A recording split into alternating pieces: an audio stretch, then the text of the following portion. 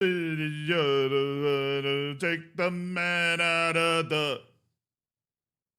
And when I'm back in Chicago,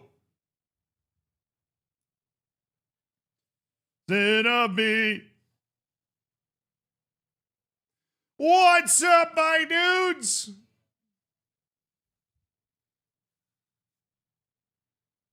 Knopfler, thank you for the 65 months. I nailed it. MD Games, thank you for the 56 months on a tier 2. Radlad, thank you for the 32 months. Oh my goodness. Lindex, thank you for the 31 months. Beeble, thank you for the 33 months. It's Rehigh, thank you for the 4 months. It's not as many months as the other guys, but you're still cool. Darth Otter, thank you for the 3 months. Fishing, thank you for the 25 months. That's equivalent to 5-month probation sentences. What did you do? What did you do?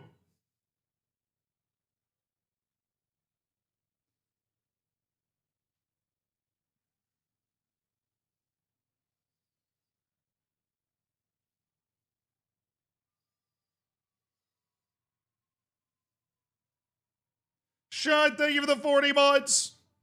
Nice, thank you for the 30 months. It's a lot of months. Coops just hit a 75 stream streak. Dude, if you'd asked me if I'd streamed 75 times in my entire life, I would have said no. Coops, that's insane. Gadget with the 60 months. Hell yeah, baby.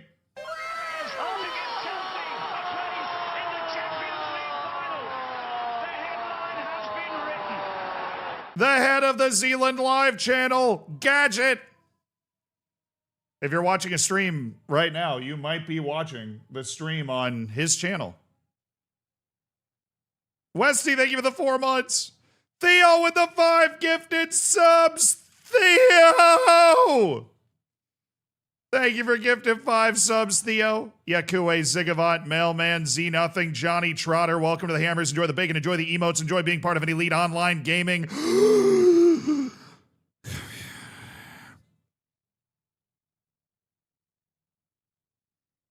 Theo is cooking. Theo's been cooking for like 2 months straight, dude. Outside of the 24-hour stream is the undisputed gifted subs champion. Did I get a new stream PC yet? No. No, I did not. See, the problem is I had to watch Arsenal Sporting on this computer, and I didn't want to soil a new computer with that.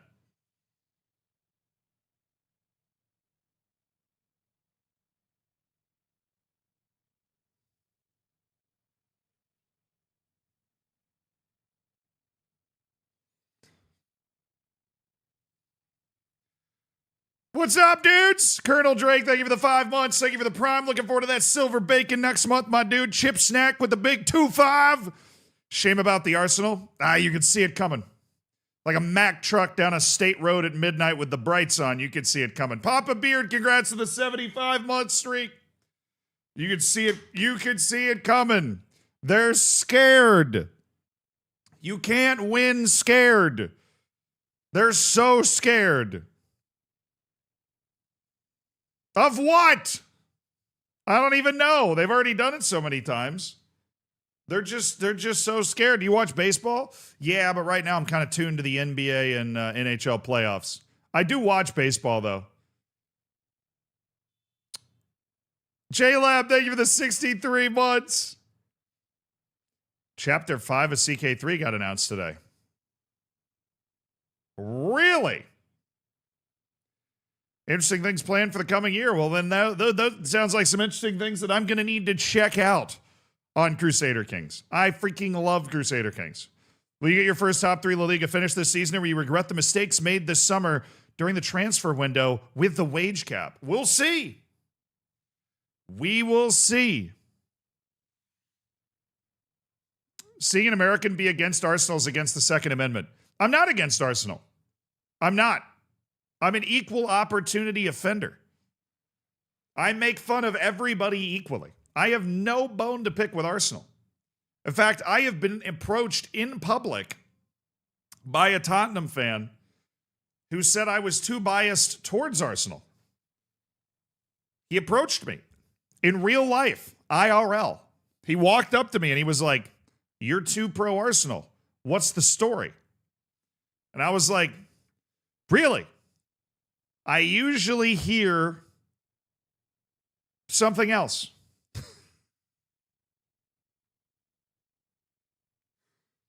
I usually hear something else. When did the stream start? Don't worry, not that long ago. We just got going.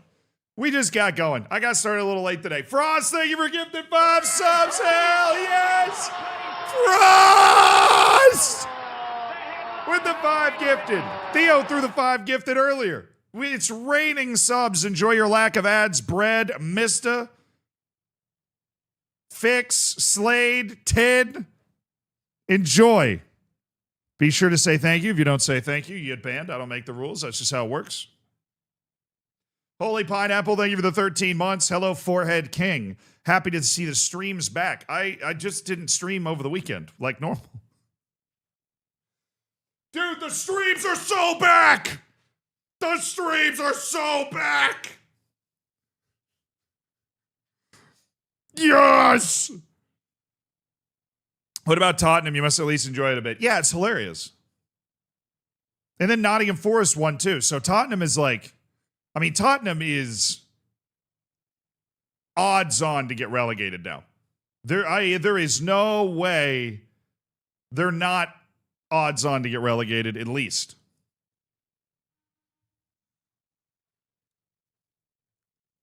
Oh, yeah, West Ham's playing today. Oh, my goodness, I forgot West Ham's playing today. Oh, my goodness gracious.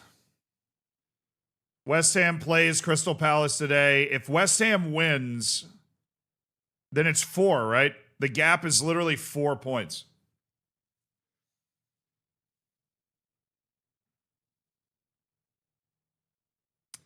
Here's the thing. How many more points is Tottenham going to get like this entire season?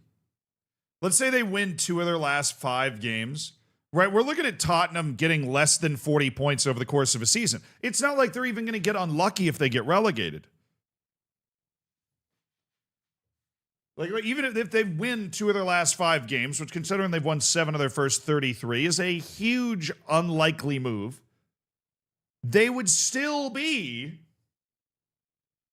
like totally fair to be relegated.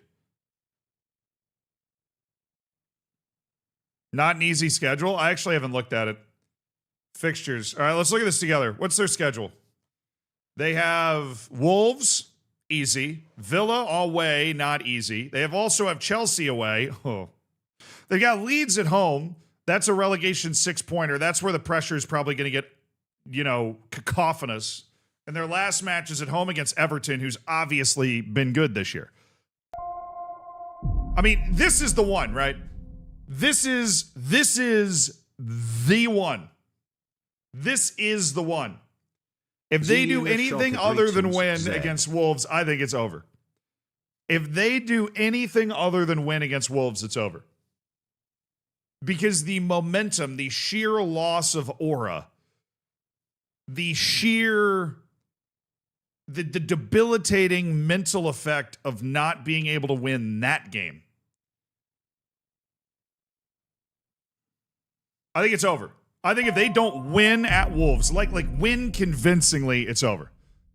Actually, Dan, thank you for the 15 months. And Uncanny Tina, congrats on the 55 stream streak. That is crazy. That is crazy. You're at the kilo. Thank you for the 59 months. Why did Stalin only write in lowercase? Because he hated capitalism. B+, comrade. Holy Pineapple, thank you for the 13 months. I saw you earlier. Exotic, that was 72 months. Oh my goodness.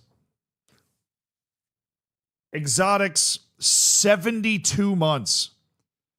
It's literally 6 years subscribed. April 2020, subscribed every month since April 2020. I was a different man. I was a different man back then. I was a different man. It's been a long time. When was the last time they had less than 40 points? I don't know. When was the last time Tottenham was relegated? I haven't actually looked that up. When was the last time Tottenham was relegated? We'll just go down. Boom, here. Okay. Prem. Division 1. 1977. They got re-promoted in 1 year back up to Division 1. 1977. It's not a never. They got relegated down to the second division in 1977. Bounced right back up. They've spent one season in the second division since 1950 when they got promoted out of Division 2. It ain't good. You know, it ain't good. Do you think Spurs will manage their squad if they get relegated? No, I mean, I think they'll hang on to a lot of them. I think the sales pitch is pretty obvious. Look, we're talented enough to very quickly get promoted right back up to the Prem. You will build yourself enormous street cred with the Tottenham fans. Honestly, after a couple of years of just getting their dome kicked in every year, it'd be a pretty fun for them to go and like win.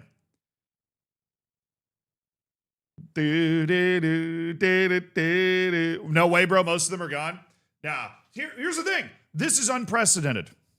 This is unprecedented because the wages of a Big Six Premier League team, and obviously Tottenham, I would put it sixth out of the Big Six, right? Tottenham will have the financial ability to hang on to a lot of these guys. Now, they've got the relegation clauses in the contracts, and so the money's going to go down, right? They have like a 50% relegation clause in a lot of these contracts. If you're good enough to get easily promoted, they should be good enough to not get relegated. Pack.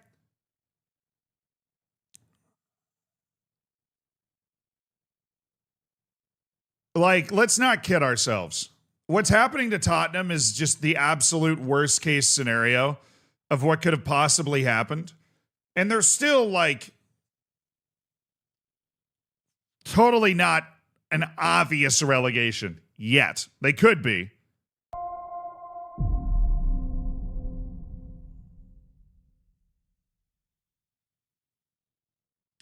I think you'll lose Kolo Muani. Hey, Zed. I think you'll lose. I don't think Madison would want to play in the Prem. The problem is I don't know who would want him. I think Kolo Muani is gone. I think Van de Ven's probably gone. I think Romero will probably stay. Kulusevski's probably gone, even though he's hurt. Kolo Muani's on loan. I thought they bought him. Who did they buy? They spent a ton of money on somebody in January. I thought it was Kolo Muani. Yeah, no, I think Van de Ven and Romero, I'm saying they're gone. Kulusevski hasn't played at all this season. Kulusevski's literally just too good to be in the championship. He's just one of those guys. He's too good to be in the... Mattis-Tell. I was thinking of Mattis-Tell. I don't know what they do with Mattis-Tell, dude. I don't know what they do with Mattis-Tell. Richarlison's gone. He's Brazilian national team. He can't waste a season in the championship. But I don't know. Richarlison's kind of a dog. He might want to stay. But if he's thinking like national team, he probably wants to get out. Kulusevski may never kick a ball again. He's coming back from a knee injury. He'll be fine eventually, right? Like, it's just a bad knee injury. I think Kulusevski would leave. Maybe, though, the argument's you stay and then kind of get your fitness back playing in the championship. But most of those guys are staying.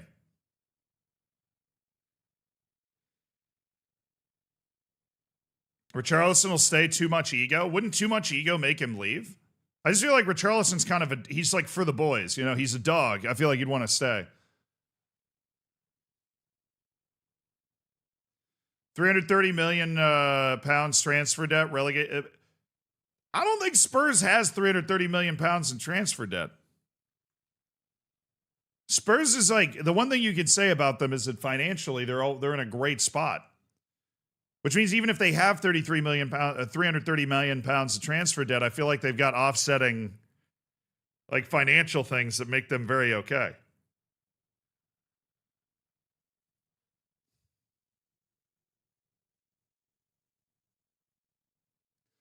Now, I think. Do I think Pop Matar Sarr stays? I mean, look, this is all guesswork. I think Basuma and Sarr stay.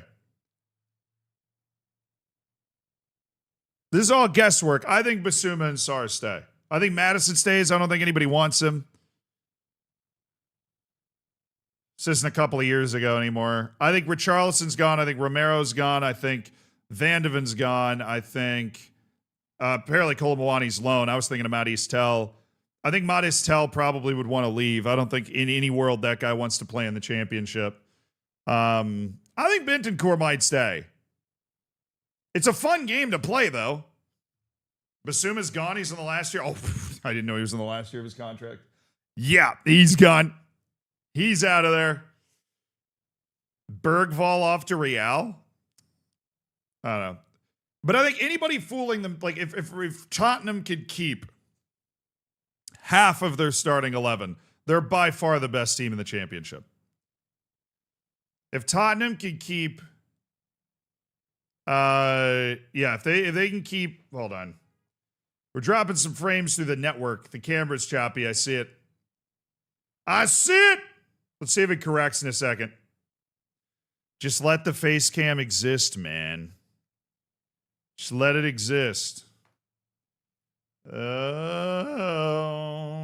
it's a pretty life. Yeah, Stacy's fired up the smart blender chat. Stacy's fired up the smart blender upstairs. Should be okay now. Looks like it's recovered all right. That was a network thing. It's literally my internet. It has nothing to do with the PC right now. I have different notifications. Stacy needs a kale shake, apparently.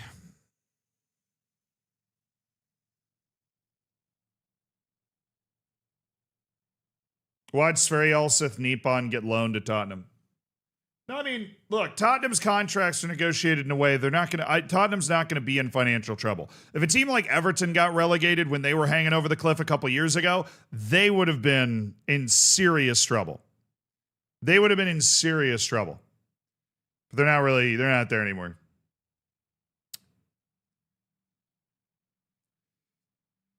And you're not going to get, Tottenham's not going to be in trouble financially.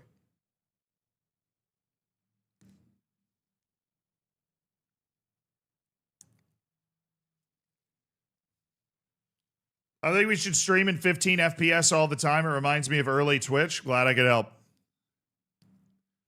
Glad I could help. It's the internet's fine, by the way. There was just a little blip in the internet. Somebody in the building must have been uploading something massive. Yeah, they'll get parachute payments. Of course they will. They're like any other team that goes down. Tottenham will get massive parachute payments. They're not as big as the check of being in the Prem, but the parachute payments help prevent that stuff.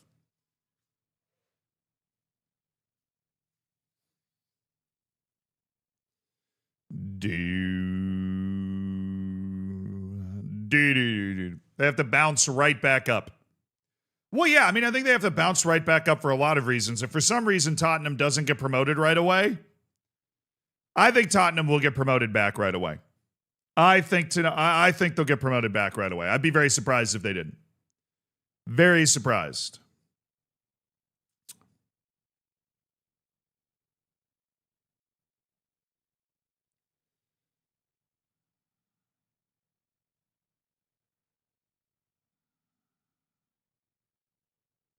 Have you covered the intense title race happening in the English National League? No, I don't know if I've looked at it.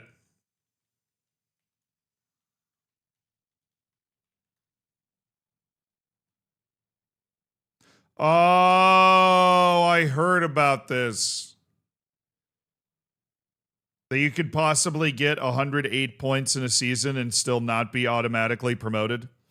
Hey, the National League is a bloodbath, chat. The National League is an actual bloodbath. Because it is the funnel into the English football leagues. It's the funnel.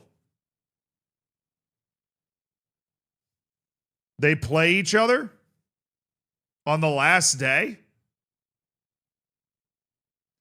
That's appointment viewing then. Oh my goodness, they do. Buy tickets? Bro, I wish. Crown Oil Arena in Rochdale.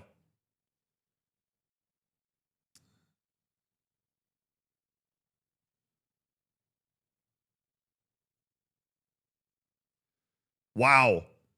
In a 24-team league, they play each other on the last day. Rochdale's at home, too. It's literally perfect. Rochdale at home needs a win against York City to go into the English Football League. York City needs a win or a draw to go to the Football League. People are queuing up at 5 a.m. to get tickets. I mean, the game's in 5 days. What, they released the tickets like a week before or something? That's crazy. That's actually crazy. That's incredible. I did not know it had gotten that ridiculous. Because the playoffs are down to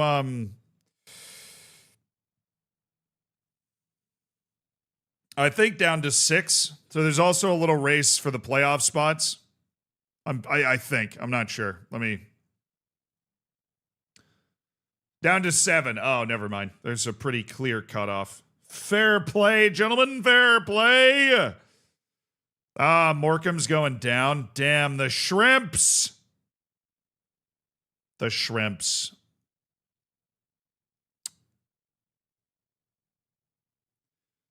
Yeah, you have to win the league in the 5th. This is the 5th division of England. You have to win the league to go up to the 4th tier. Or else you're in this playoff.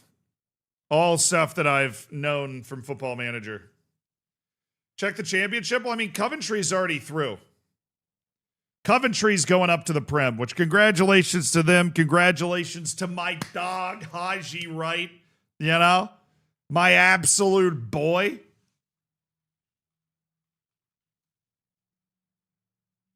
Haji Wright going up to the Premier League, baby. That's what I'm talking about. Oh, wow. Southampton's come on. Okay, I thought it was just a 2-horse race. It's a 3-horse race. Technically a 4-horse race. Because this is obviously 2 automatic spots up to the Prem, and then the playoff is 3 through 6.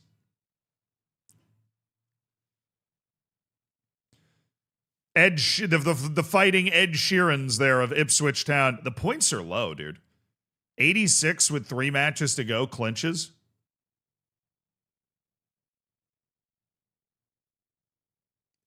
That's kind of crazy.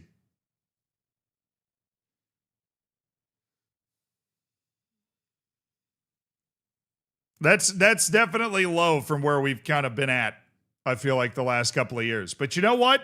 Haji Wright, 2nd in the league in goals. Might be America's number 9 at the World Cup. Haji!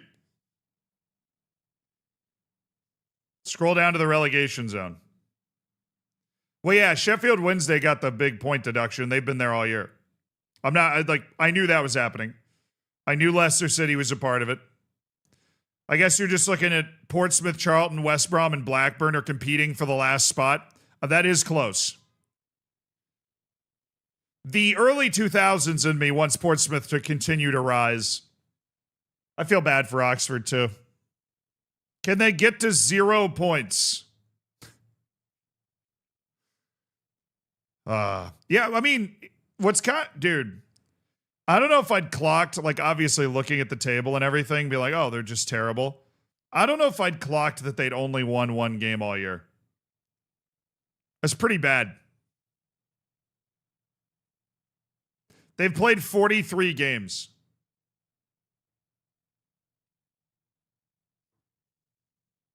None of those were forfeited, right? Like, they've legitimately just won 1 game all year. Which game did they win? It's a good question. Valid question. Well, that doesn't help. I think we do flash score, probably make it easier.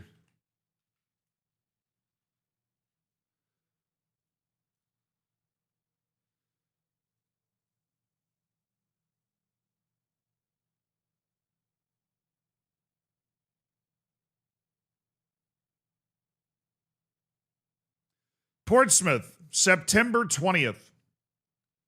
They beat Portsmouth on September 20th. And they beat Leeds in the League Cup. What an absolute bait that was. They beat Leeds in penalty. That might be the worst loss of any team on the planet this year. That Leeds managed to lose that. No home wins. No, they won this match. No, they actually won 2 League Cup matches.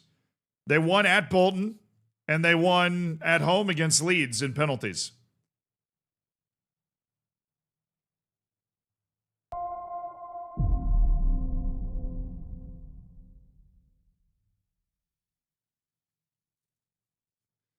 But this is one hell of a run here. Streak Batman. Yeah, they didn't get a point from December 29th to March. Oh my.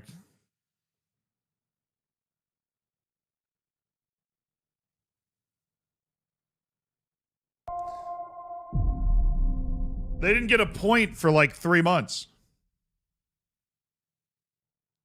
They literally went from their first point in 2026 was in March.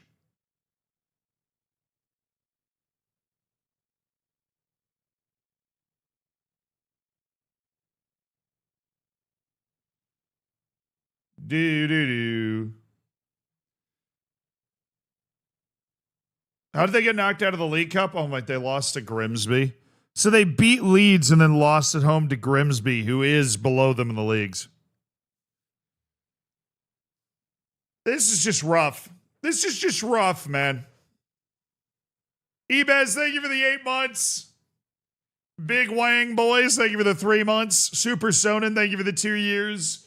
Yeah, it's pretty bad. It's pretty bad. Rymo, congrats to the 45 stream streak. Ramblin' Gamer building that stream streak up. Slip Hip, thank you for the 15 streams. Leeds, what happened? The pain of being a fan is immeasurable. Hey, Leeds are supposed to get relegated this year. Count your blessings. You sold your soul to the devil by losing to Sheffield Wednesday in the League Cup on penalties, all right? You sold your soul, and as a reward for selling your soul, you've managed to stay up in the league. Okay? Leeds is fine. Those back-to-back wins got him feeling right. Oh, I don't have the AC on. Okay. Well, I should have the AC on. A little steamy in here. Have I checked in on Macwell? No, I just assumed that he disconnected from the world and started working as an oil foreman in Alaska. I don't know if he can take it anymore.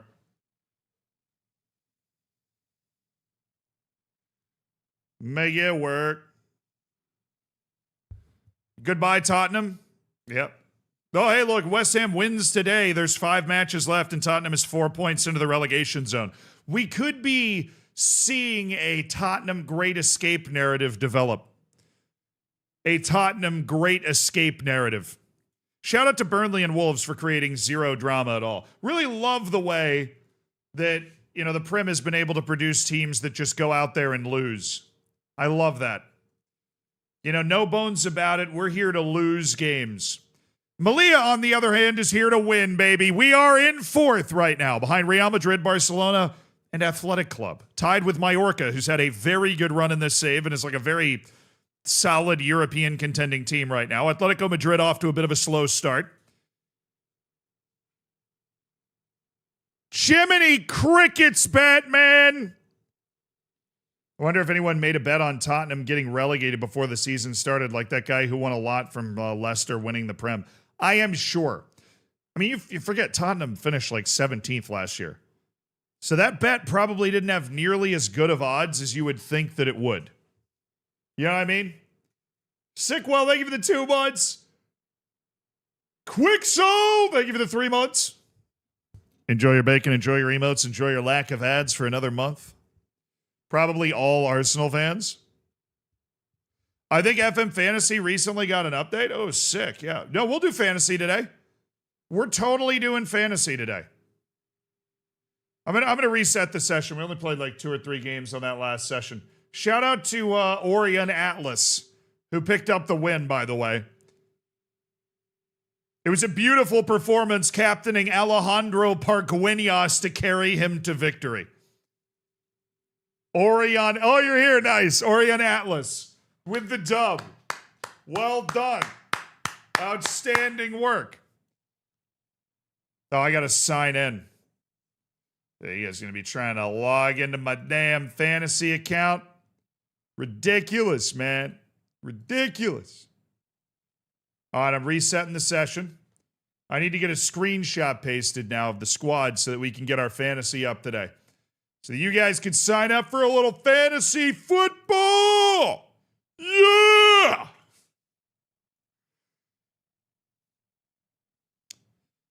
Dude. Let me go to reports so it just has best position on there. Alrighty. Fantasy football, football manager style.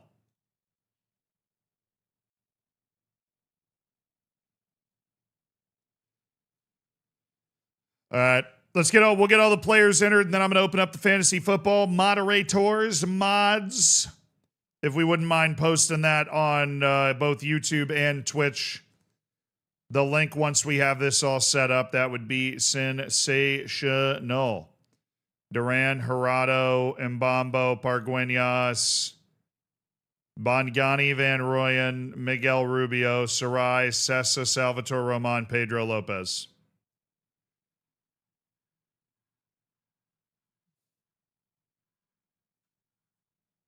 I got to add from a second screenshot here. From Pedro Lopez down. Get the rest of the team in. All right, from Pedro Lopez down. Oh, for goodness sake. I need shapes.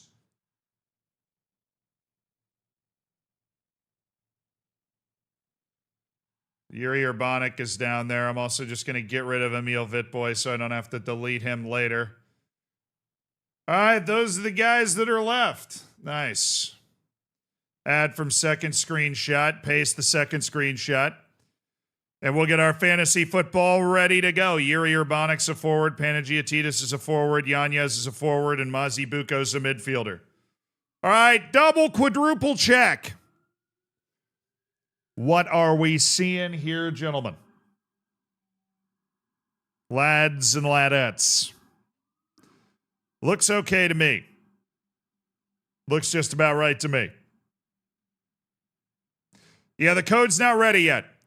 The code is now ready. It's ready!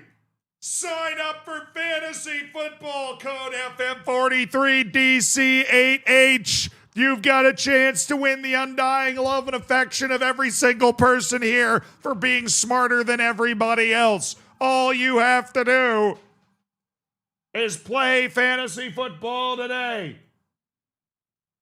It's just that easy. Can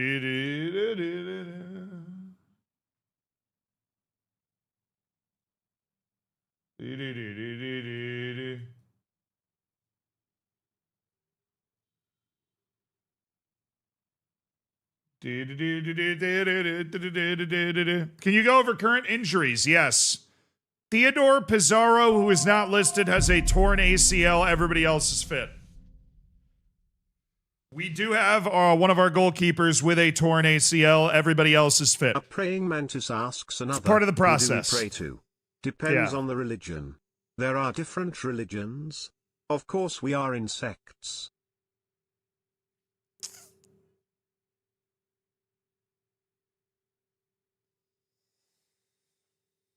Pin my message in YouTube? Got it. It's pinned! Do.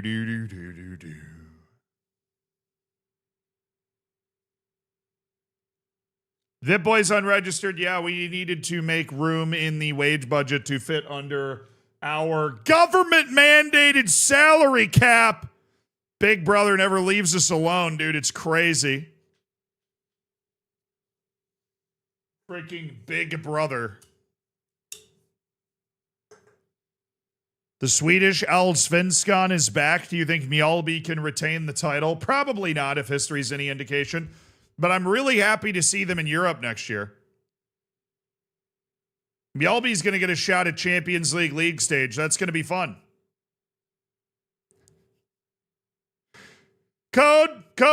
The code is pinned in both chats. If you want to play fantasy football, the code is pinned in both chats. It's also right there. Yeah, baby! Pick your fantasy football team! Who do you think is going to have a big stream today? All you gotta do is make your selection. One forward, one captain, a defender, and a midfielder. Which teams should I follow in the Northeast? Oh, dude, the Northeast is a pretty diverse area in terms of team allegiance. Where, Shanwar, in the Northeast, are you moving? Pray tell, where?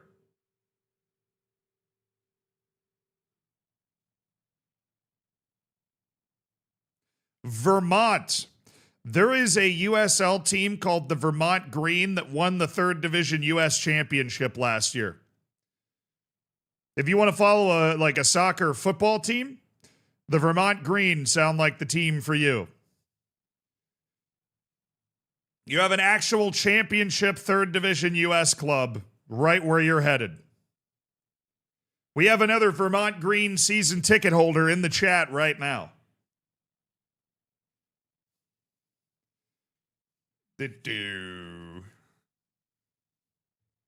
Yeah, they do have a banner that says the Santiago Bernie Bayou because Bernie Sanders is from Vermont. It's quality. You got to admit, it's a funny banner.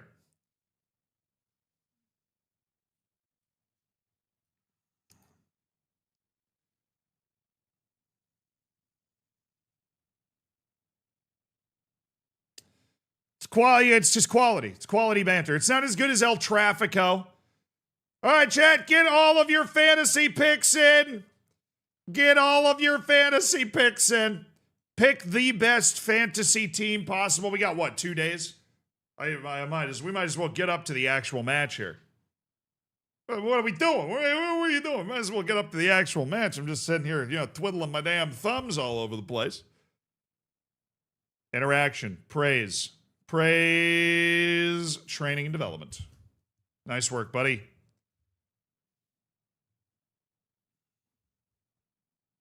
Yeah, the single greatest invention of American football soccer culture is El Trafico, the Derby of LA.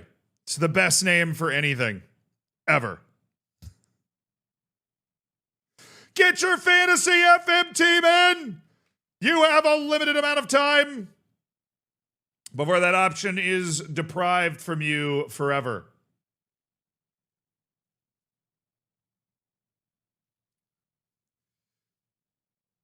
Our home match against Getafe will be our return to the field after the international break in September.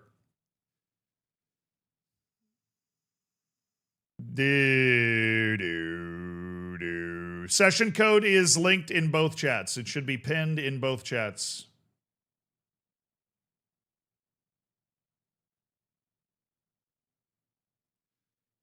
Yeah, goalkeepers are not a part of the fantasy because there's literally only, we normally just have one starting goalkeeper, so doesn't make a lot of sense unless you're predicting some sort of goalkeeper injury to happen during the course of the stream to pick goalkeepers for Fantasy FM.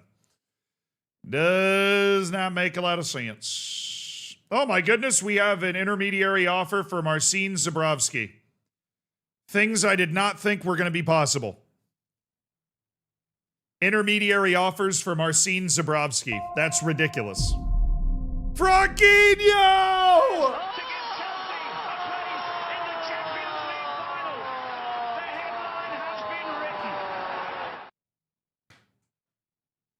Jose Franquinho with the 10 gifted subs. Let's go, Josie.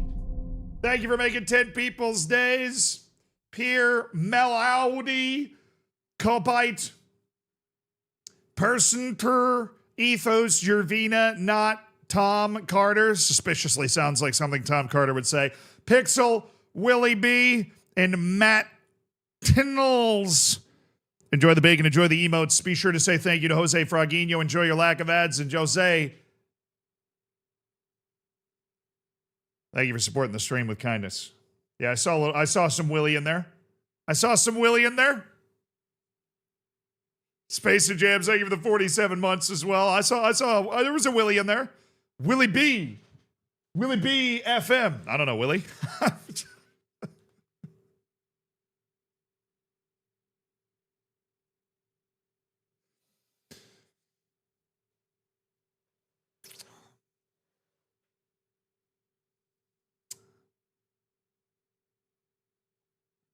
Do you remember, do you somehow set your second team squad? Can't get good youngsters to play second team because manager plays where you have to create another manager who then becomes the coach of your second team squad and then set the team and sim the matches. And I just don't do that. I just look at it as they got to earn.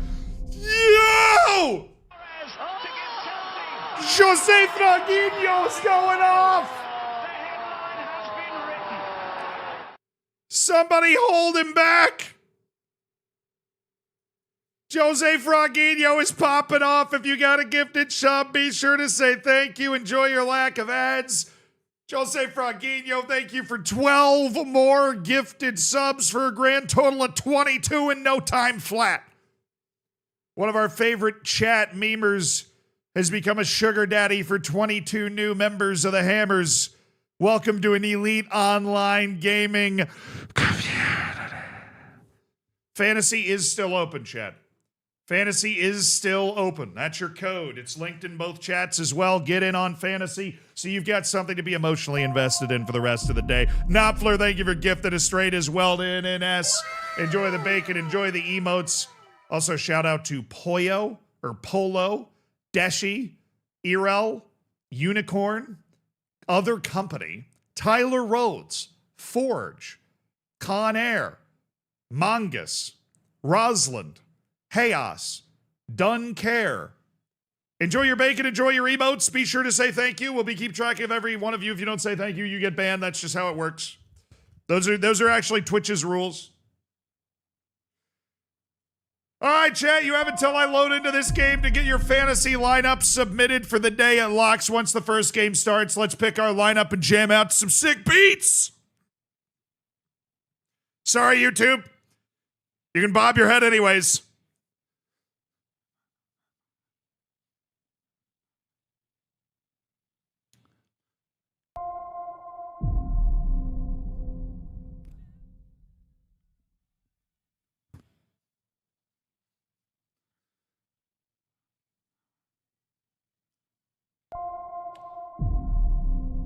Theo with the 10 gifted subs!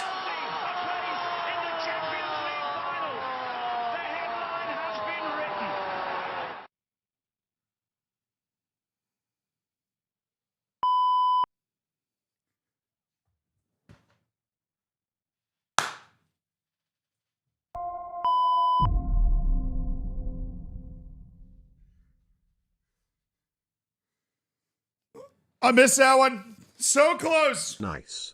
Almost nailed it. Almost had it.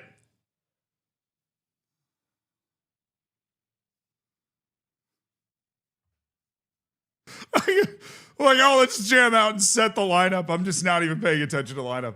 Evande Otero Cucurella. Yes. Sosa's back. Yes. He's gotten over his hernia. Stop lifting heavy things, man. Fjordtoft and Van Rooyen. We're going to go with Van Rooyen. And Cañete. Not Duran. Surai. And... oh! Nailed it. Oh, wait! Dang it! Sorry, boss. I'll get the next one. Got it. Sorry. My bad. I got it. I got it. I am sorry that I was unfamiliar with your game.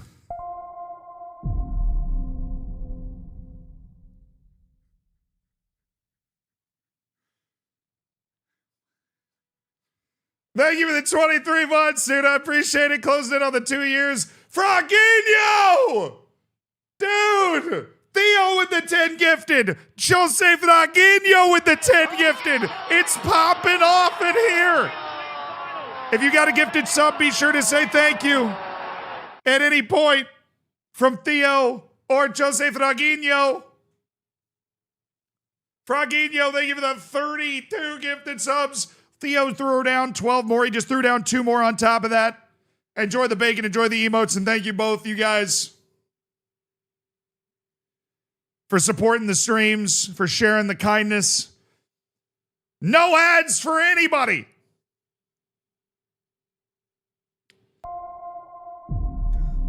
Frogino with the 5 gifted subs. Oh, sorry. Got it. My bad. Nailed it. I was right there. I was on it. Theo! 20 gifted subs on Theo! Goodness gracious me! It's Theo! Theo, thank you so much for the 20 gifted subs. They're going band for band, bar for bar, bacon for bacon. It's a gifted sub bonanza. Daza, thank you for the 69 months. Congrats on your funny number. Kelvin, thank you so much for the 42 months. Your number's less funny, but you still matter. Theo, thank you so much for what I believe is like 40 gifted subs today. Frogino's right up there as well. Chat, you have some new sub daddies. If you don't thank them, they become your sub fathers, which has got a bit of a Star Wars undertone to it. So you would probably want to avoid that situation. All right, the team is set. Elaine Gomez, our new backup goalkeeper, gets number 55 because I say so. That's why. That's why he gets it. And so, thank you for gifted fudge a sub, dude. Oh, we've got Bose gifted memberships on YouTube. We've got an intergalactic subscription war. An intergalactic subscription war. Fantasy is officially locked with 273 entrants. May the best person win. Enjoy your Football Manager fantasy race. Enzo, thank you for gifting a sub, my good man. Frogino, thank you for gifting a sub to Frank. Bose, thank you for gifting 5 subs. If you got gifted those subs on YouTube, you got to say thank you. You've been memberified by Bose. You now have access to the subsection of the Discord. You know, all courtesy of Bose on YouTube. You didn't even know that was possible. Bose is charting a new horizon.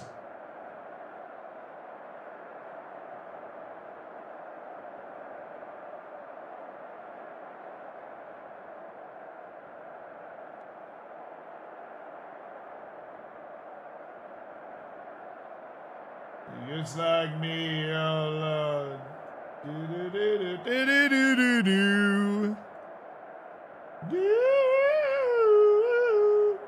Hold on, I'm getting notifications. What's going on?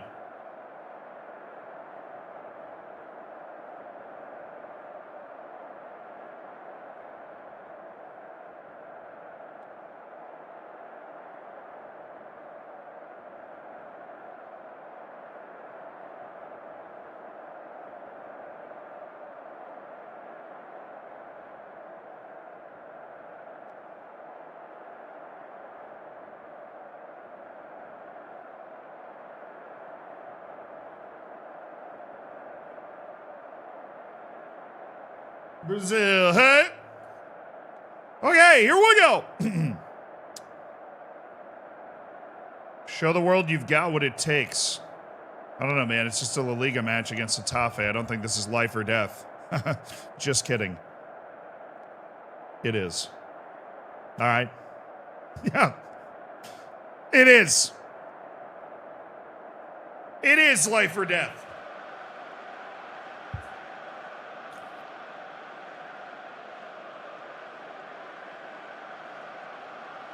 Let's go, boys.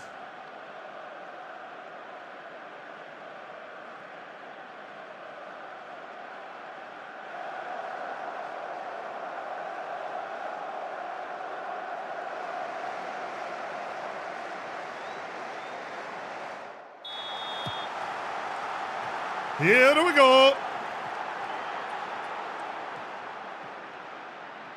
What a good performance from the team today. It feels like a long time ago, but on Thursday last stream, we ended it with a bad 3-0 loss to a not very good team.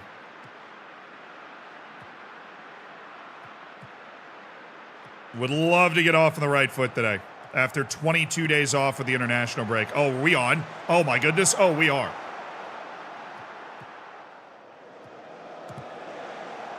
Oh, that Mbambo is doing something special there. Cagnette. It's all right. I don't hate that from Jahangiri. We reset there. We can just go wide again. I know it wasn't part of a highlight, but it was good thought. Yuri Urbanic has started to improve. I was clicking through the players today.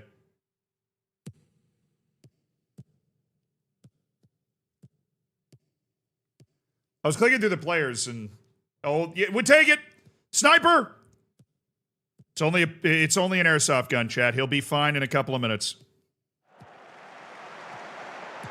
Oh, great ball by Cagnette. Yuri Urbanic.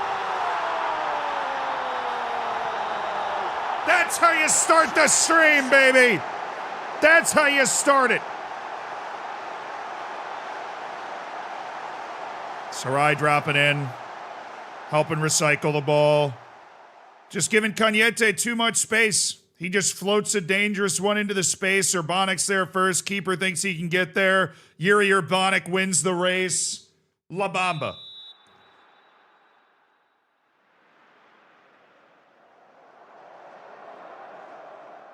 La Bamba. Cagnette assist. Yuri Urbanic goal. Might Urbanic be able to get going this stream? He was bad last stream. I changed this, bro. I changed this. I literally changed this. I remember changing it. What are we doing?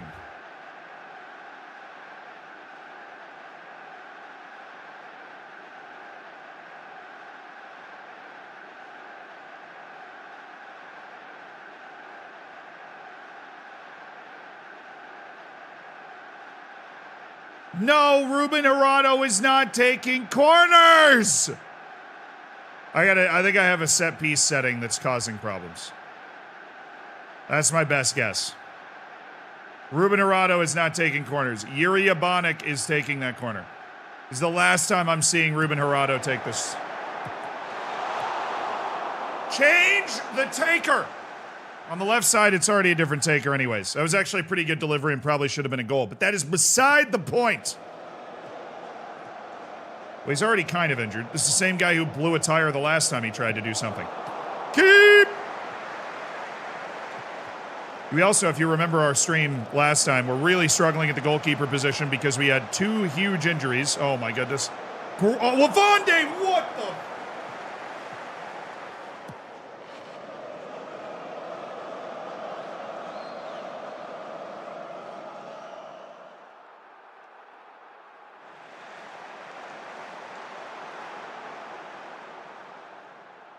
One. And you ready for it? There's two. Those are my two world-class defenders that have decided to excuse themselves from the play. My two world-class defenders that have decided they should just run right by the guy. I'm just going to go ahead and chalk that up to an incredibly unlikely thing for us to concede because Otero and Avonde are my two best defensive players, like in the entire club. And they both just did complete flybys on that play after a terrible turnover. So let's just forget about that one. Oh, please play the overlap. Ruben, I will buy you glasses, Ruben. Van Rooyen. Oh, Yuri Urbanic! Yuri! All right. Oh, keep the pressure on. Keep the pressure on. Cagnette. Oh, great ball. Need a little more oxygen. A little more juice and we would have had it. Bruh. All right, here we go. Urbanic. It's not a bad dead ball player. That's a good-looking ball. Why is it always Calvin Mbambo? He's fine in the air, but we have a bunch of giants out there. Find a giant. Kukareya. Jahangiri.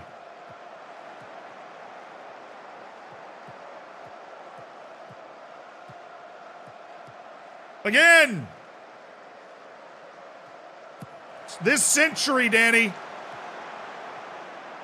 Nice, Ruben. Oh, it's so good. He has 16 finishing. Okay. All right. 16. He has 16 finishing.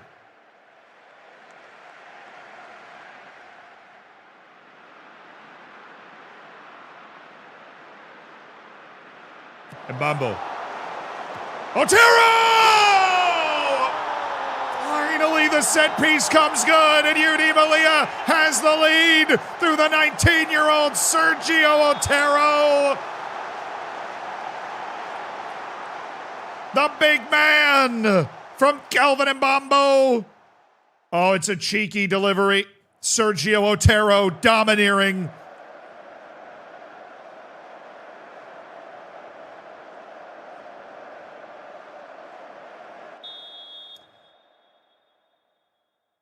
Feathery ball from Calvin Mbambo.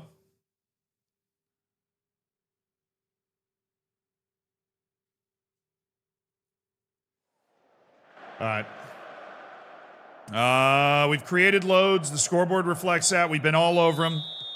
Just got to sharpen up whatever the hell that one giant defensive mistake was, and I think we're going to be fine and be able to start this off on the right foot here.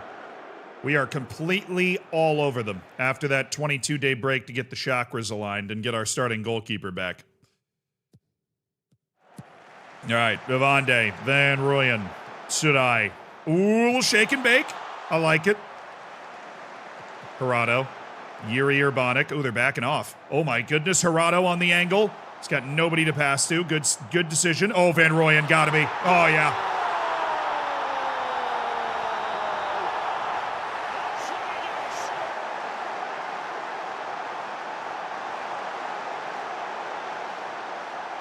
Bongani Van Rooyen. This is just, I mean, this is my wingback, by the way. Taking this touch, squaring up. Oh. Yeah, he airmails a lot of shots, but that was a really nice looking play by Bongani Van Rooyen. We are a dangerous, dangerous team. I thought that was totally out of bounds. The way we've cut this field is disorienting, to say the least. All right, Ivande. Danny Ivande. Just feeling some type of way here. Bongani. Bongani Van Rooyen. Mbambo! 0 for 15 on headers today, Kelvin. We might score 6 goals in this game, dude. We're playing fabulously.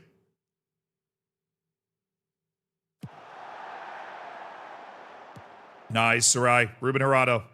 Yuri Urbanic. We're there. No, don't. Oh, that scared me.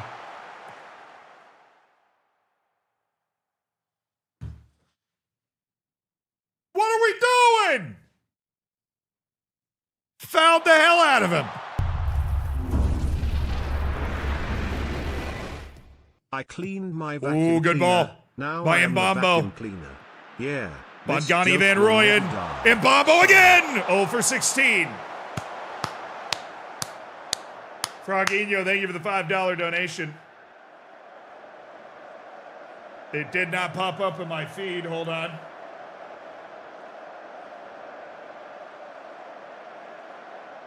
I cleaned my vacuum cleaner. Now I am the vacuum cleaner. Yeah, this joke will never die, son. Dyson.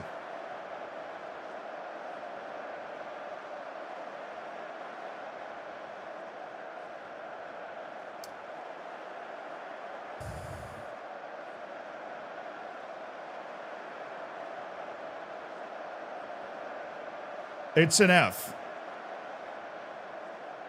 But I still love you. It's an F, but, you know, but honesty is key.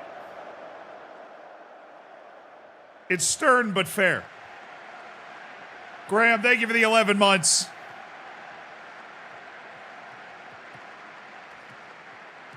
Looking forward to that 1 year celebration next month. Maybe we can bring the crackers named after you. Gerardo, look at the overlap. Come on. Sarai, Gerardo. Oh, that's a good ball. He's got Cañete. Cañete in space. And Bumbo!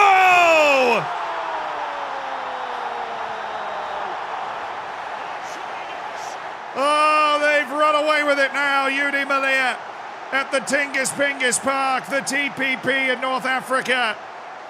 It's 4-1 on Hel Cañete with the assist, and Kelvin Mbambo with a smashing finish. Well done by Kelvin Mbambo. He's tired. Get him off.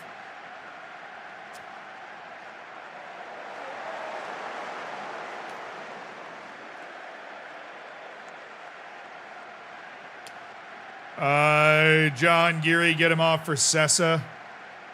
We'll get Rubio in for Van Rooyen, who's playing a Stormer. Yeah, that's it. Just 3. Good goal. Do-do-do-do. Do-do-do-do-do-do-do. Scouts are available, Luke. We'll get you added to the Google Excel sheet for the staff redemptions. Thank you, good sir. Roman. Salvatore Roman. Oh my goodness, he's onside. Yuri Urbanic. Yuri Urbanic. Oh, and it's into Roman! Salvatore Roman scores his first goal for Malia on a deflection from Yuri Urbanic. A little shake and bake and a quick shot saved right into Salvatore Roman. And UD Malia is absolutely rampant.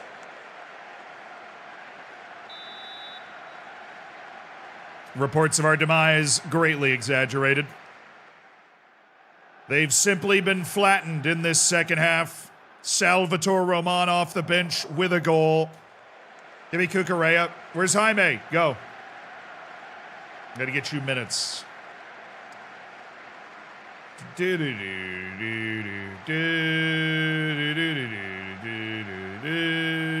Urbanic off. Get Perguinas in there. Get him a few minutes at least.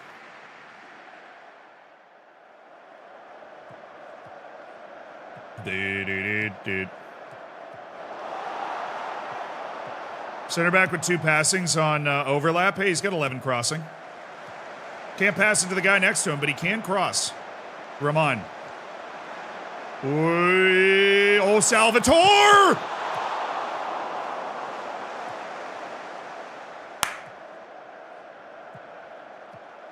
Right there. Oh, Sarai, come on.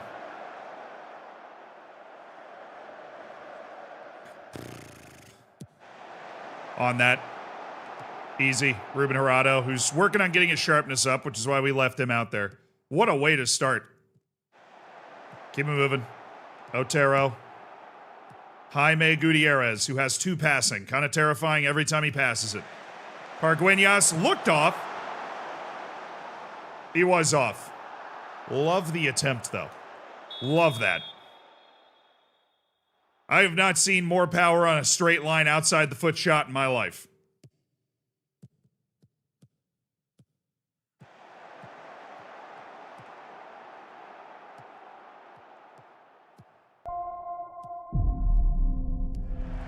You know, with 2 passing, it really... Oh, my goodness, Pargueñas.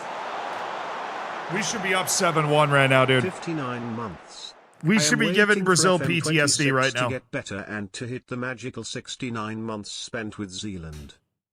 Well, by the time you hit 69 months, we'll be on FM 27, Zarelli. So, you might be waiting a while. You might be waiting a while. That could be a thing that's happening.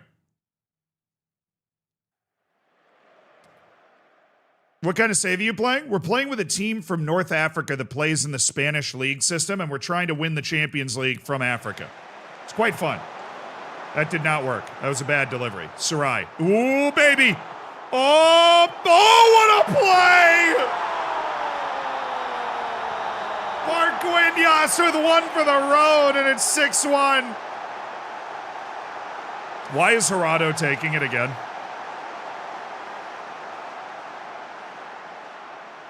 What a run by Raul Sarai. This is the sort of superstar play we're expecting him to make. And then he just chips it up to Pargueñas, who volleys it home. Pargueñas is very moving like turkey, honestly. He was very reliable in that situation.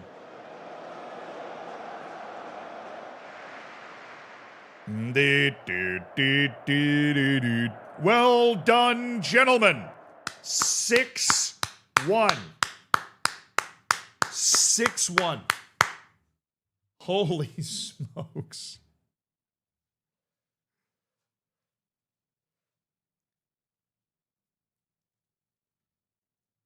Mbambo stellar. Was he player of the match?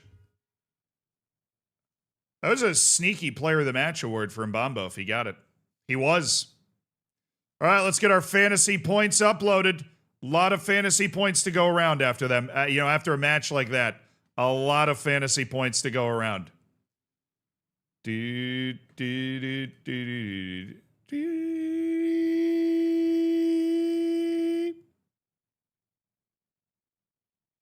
Cañete nearly got it. He was one away. Good warm up for Barcelona. Is that our next match? All right, Otero had 4. Avande had 1. Cañete had 12. Gerardo had 5. Mbambo had 10. We're going to add the player of the match bonus to Mbambo, so he had 15. Van Rooyen had 5. Sarai had 7. And Yuri Urbanic had 6. Big round for Mbambo. And now we go from Rubio down. Got it. Just doing our little fantasy football operation. Rubio down. I think there were some goals down here. There were some goals down here. This is a necessary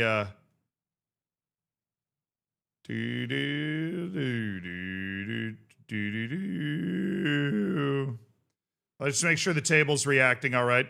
My goodness, some people already have 52 points. Captaining Mbambo, playing Otero, Cañete, Yuri Urbanic. There are 6 people that played that, and they are all tied for first right now. Remarkable. But that might change once we submit these points here. See if somebody's rocking a Salvatore Roman.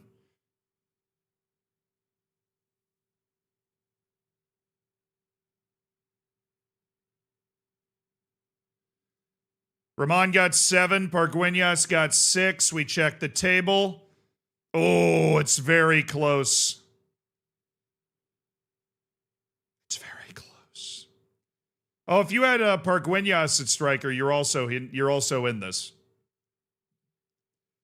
Well, it's only after one match, chat. Oh, we do have Barca. In 4 days! Nice. Bobzilla's getting tabbed by the chat bot there. Benevento, make a Marcin Zabrovsky offer. I love intermediaries, dude. I love intermediaries. We have managed to get an offer for one of our listed players down on this team, Marcin Zabrovsky. We are not expecting to get offers for really any of these other guys, but no. Okay. Highway. Markovsky, Karensis, and Unai Guerrero. I just want to see if the intermediaries have got anything going on. They do.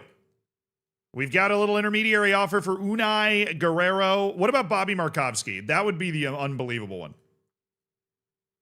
Yeah, literally nobody wants Bobby Markovsky. It's unbelievable the degree to which nobody wants Bobby Markovsky.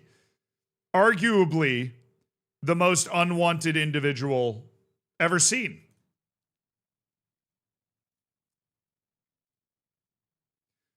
Nico Karensis at least has the ability to play somewhere. I respect that. We'll sell Unai Guerrero for 60,000, whatever the hell's happened. They just recommended Brahim Diaz to me. Benfica would like to get rid of him.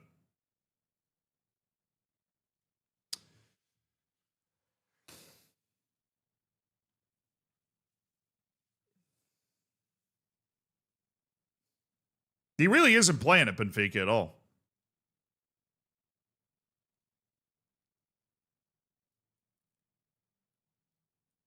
He's aging well. I mean, his athleticism is still there. This is still Brahim Diaz, very clearly.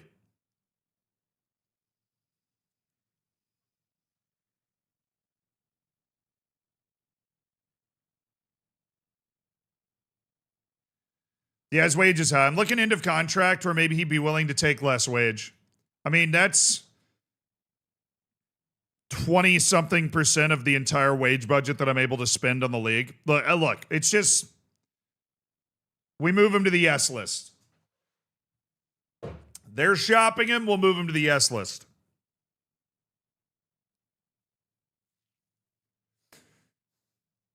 No, we've got a long list of staff redemptions. I do know this. Find a suitable loan for Audrey. Yeah, well, I did do that, and then he just didn't take the loan. I did mean to check how the B team is doing. My God, they're winning. How? Like, who are the star players for this team? How are we lining up? Daniel, Mustapic. Okay, Mustapic is playing. I love to see that. Kenny Patrick, Ifeanyi Samuel, and Como, Brown, and Silva with Lira in goal. And this is exactly what the B team is for. To give a kid like Silvio Mustapic the opportunity to play with our coaches and our system. Prove he's got what it takes. Is that a transfer interest? No, loan. Okay.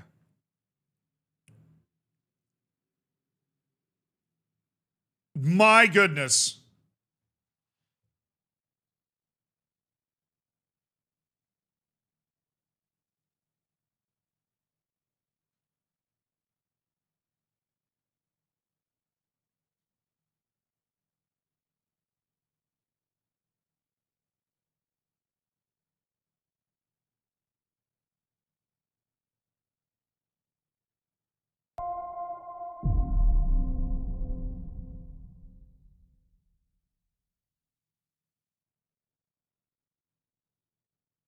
My friend told me to meet me at the vinyl shop in I thought we were going to get 45 relegated, minutes. dude. I got there I thought in we were going to 30, get relegated. which was record time.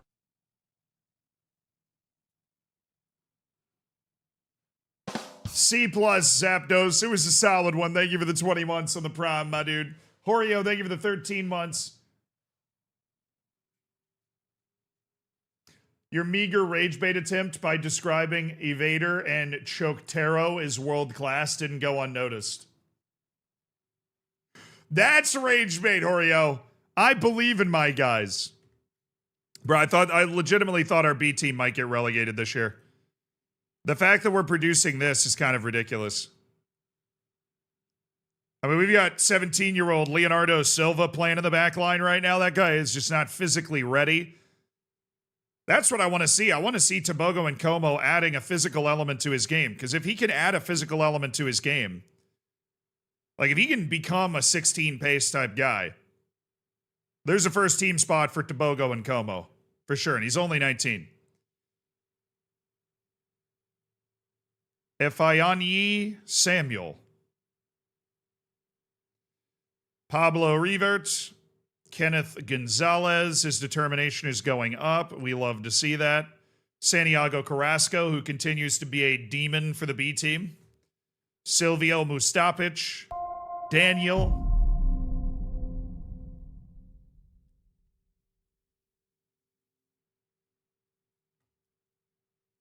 You say they're not ready. They're showing you they are. Yeah, that's true. Bessie Rudolfsson is not registered, of course, because I did not sign him in time. Grieven Rodriguez, who didn't want to take a loan anywhere, is not registered. And these four guys are just youth team promoted players that Hope suck. you and the fam have been well. Please let Adler see the sun. We haven't seen his bald head on Twitch in some time, and I'm beginning to fear he's grown his hair out. Perish the thought. Also still holding out hope for your stream intros to return. The audience needs to be reminded that they are watching the Old Zealand, a minesweeper champion, vice-captain America, the world's fourth greatest forehead, etc. Anyways less than 3 from the state of Gabagool. Happy High Cortisol Gaming, Sir Forehead. Appreciate it, Slor. Yeah, Adler's just been focusing on editing. Streaming was always a hobby for him, so I wouldn't expect to see him popping up too often. But I'll pass on that you missed him. We could do another intro. I've kicked her. I just haven't actually done it. We've kicked around the idea since we moved. Aces, thank you for the 33 months. What it's all about.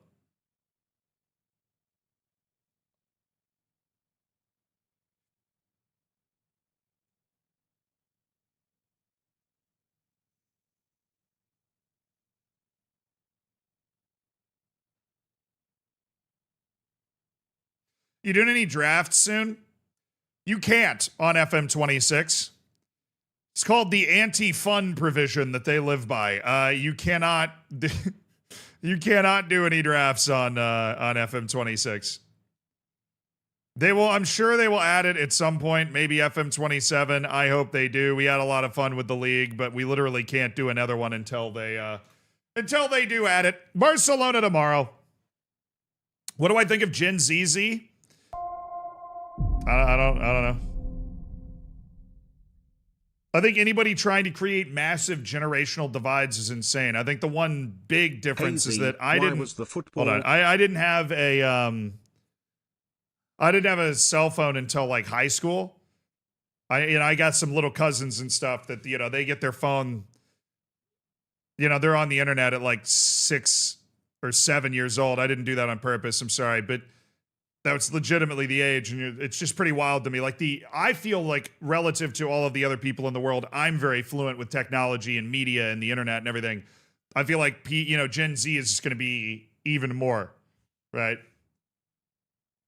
Their level of fluency with that technology is just going to be absolutely unbelievable because they were born in a world where it existed. I was like raised in a world where it was evolving. You know what I mean?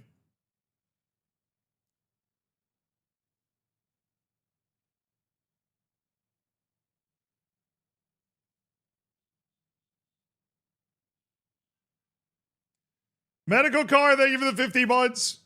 What do you think of Marco Rose becoming the Bournemouth manager next season? Personally, as a fan, I'm looking forward to seeing his style in action. Oh, but I miss Areola when he goes. Hope he can make it to the European. I mean, Areola leaving's tough because you definitely wanted to keep him. And it's always really difficult when you lose a manager because he wants to leave to go to greener pastures. But you also, it's like you can't even be mad at him because he did everything that he could for you guys. He just has this personal ambition that kind of wants, or different things in his life where he wants to go somewhere else. Oh no, what happened to Victor?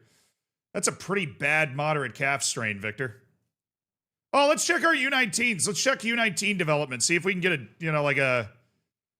let's see if we can get a nice hit of excitement from like an Alejandro. Oh, yes. He's getting better physically. He's getting faster. He's only 15, bro. He's only 15. Fernando's getting better too, dude.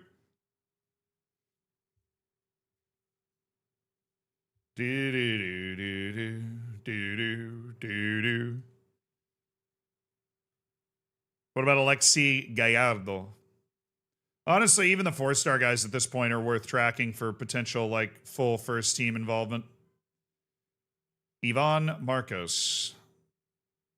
We just want to see that big time development. We see it on Alejandro Yuste. We're targeting physical development for him, speed development, and we're getting it. This kid legitimately could be the starting striker for this team by the end of next year. We believe in him that much. God, our system of player development is maybe the best I've ever developed. It might be the best I've ever had in any save. Our ability to bring players through and develop them into first team players is outstanding here.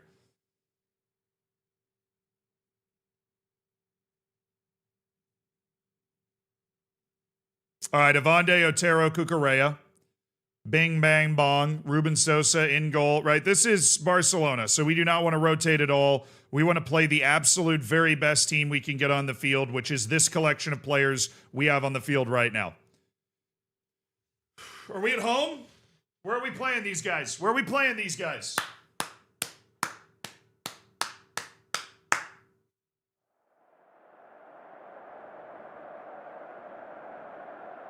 You're confusing Gen Z with Gen Alpha? No, I mean, Gen Alpha is obviously just, it's that amplified again. I don't know exactly where the line is, but...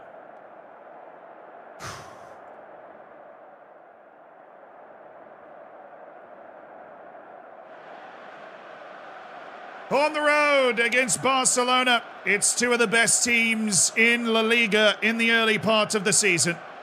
UD Melilla heartbreakingly 8th and just out of Europe after a round of 16 run in the Champions League has elevated their club to some notoriety.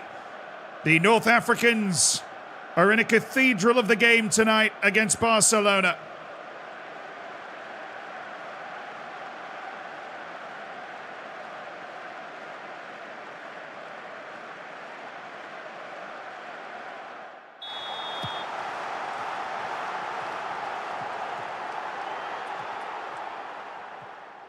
Cucurella returning to one of the grand stages of Spanish football.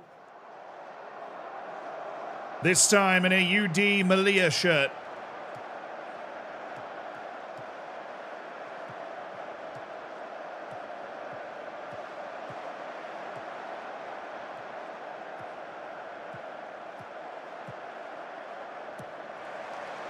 Cover!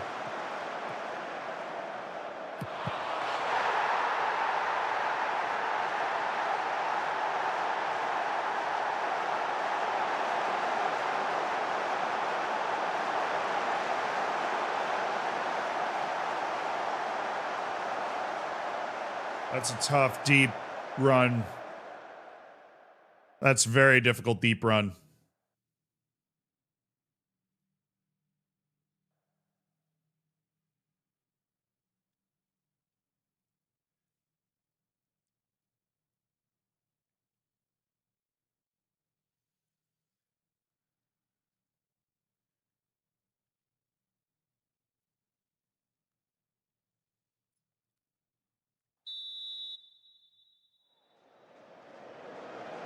That's a tough, deep run.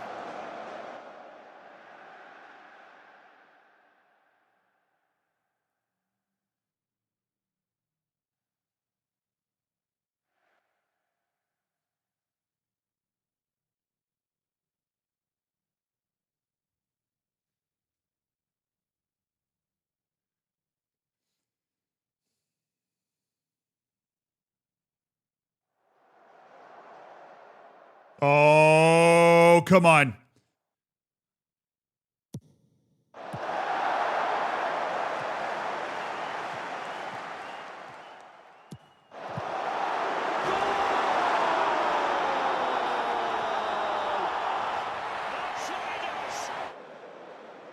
Not dead yet.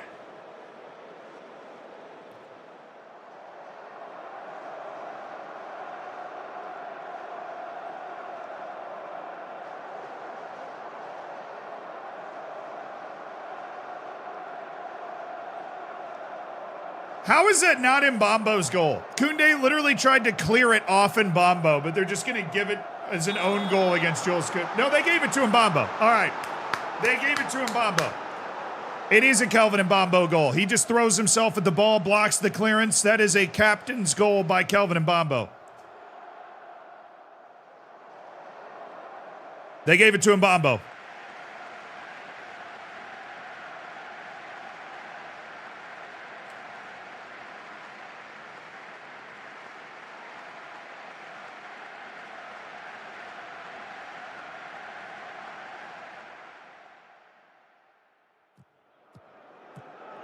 Nah, we aren't playing the song for that. He didn't turn on the style. He wasn't Kelvin Mbamboing around. We gotta have, he's got to Kelvin Mbambo it up for us to, oh my goodness, he's open. Gerardo, can we get the lead here? Move it.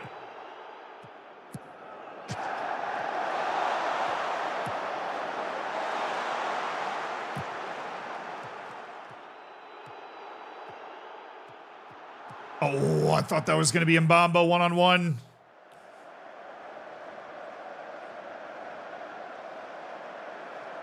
The stupid Hirado thing's going to drive me crazy. Oh, he's got Otero! Oh, I thought that might have gone in. Hirado. Ruben driving!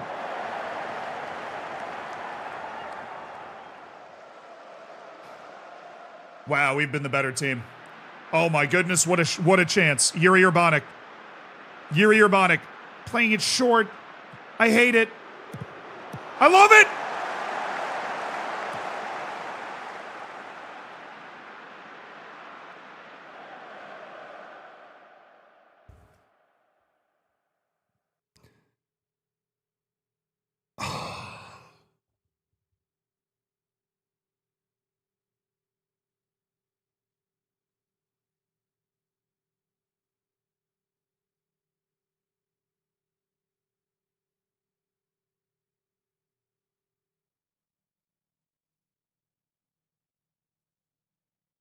We're all over him, dude. We are all over him right now. I'm delighted, boys. Keep it up. Keep it up. We're at the camp now, and we're showing them what for. We're showing them what for right now. They aren't even close to us. Our set pieces look great. I'm going to let Ruben Hirado keep taking them for a second.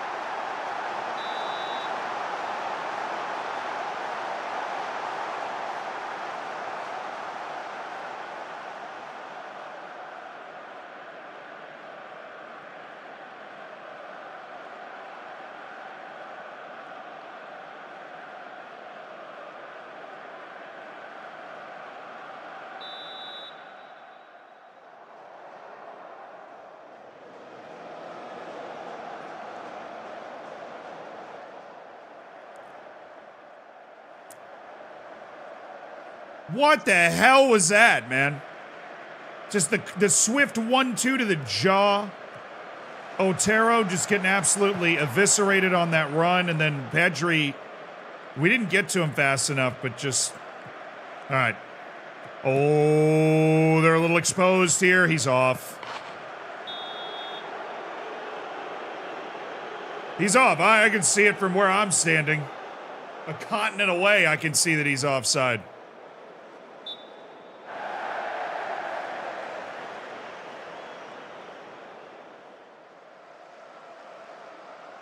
I would have loved if he'd played that to Cañete instead. Would have loved that.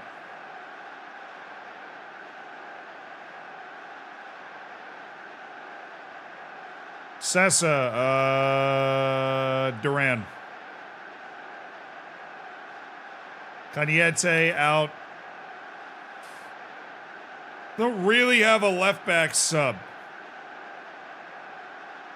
We can move Van Rooyen over, but he's doing even worse. I'm going to bring in Miguel Rubio. He's got a very good history against Barcelona. He's a guy that's been able to damage Barcelona in the past. I'm going to go Pargueñas. I'm going to go Roman. We're going to bring in 4 new guys.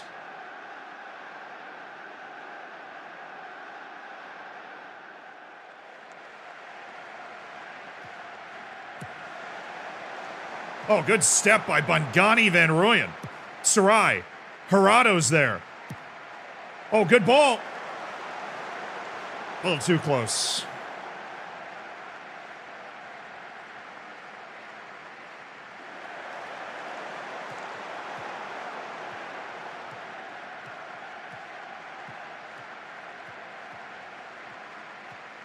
Oh my goodness, what a play by Bongani Van Rooyen. Jurado, Bongani Van Rooyen.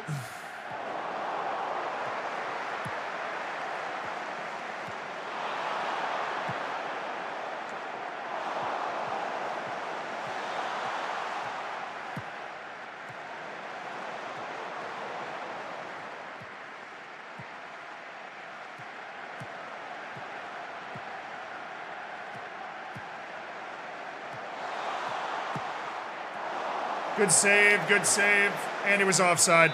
What is this highlight, by the way? Thank you. Dude, we have out-XG'd them by like a whole point.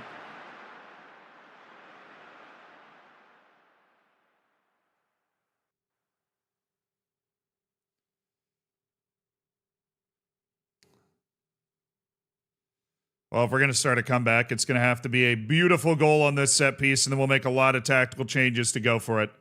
Duran. Oh, my... No, that looked off, didn't it? It looked off.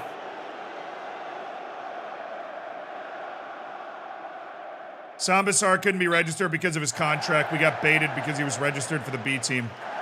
So we thought he was of an eligible age to avoid registration. It was an administrative error of, I mean, he's definitely off. I don't know what lines they're drawing here. He's belligerently offside. Well, this is a disappointing result, considering we were very much in this game. It was a 7-minute stretch where we just let it slip, and maybe the inexperience of Ruben Sosa. First year as the #1 goalkeeper, first time starting at the Camp Nou, as far as I can remember. And it washed him. He got rinsed.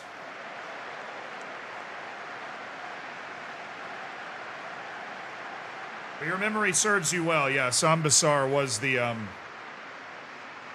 Your memory serves you well. Sambasar was the guy.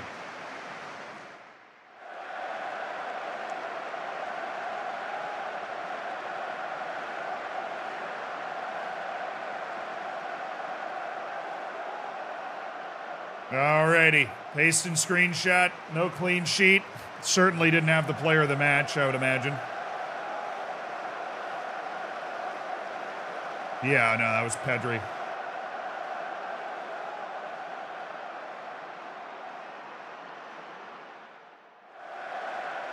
Mbambo dropping a goal and an over 7 match rating. Nice.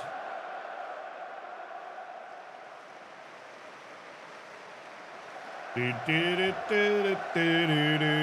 I really should just use that screen every time for the fantasy. I should have yelled at the keeper. He lost focus. He wanted somebody to roast him. He wants to be coached hard. Honestly, I love to see that. I love to see that. Nico, thank you for the 3 months. What's up, my dude? Yo.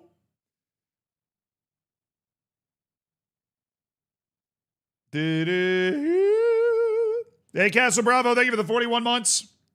My dude. How does this work? Will I give him a new contract? Will all of a sudden we won't be able to fit under our registration anymore? We're 500,000 away. I have a feeling that's very much in the striking distance of the new contract he wants. I don't know, man. He's under contract for the next 4 years, making $350,000 a year. I feel like he should be happy with that.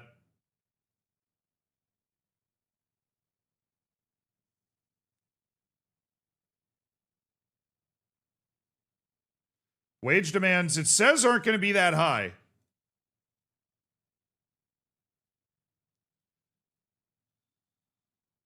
Okay, that's survivable.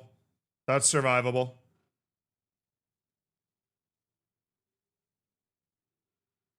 Yeah, it's a perfectly reasonable contract, honestly. Considering the amount that this guy is playing, that is a perfectly reasonable contract.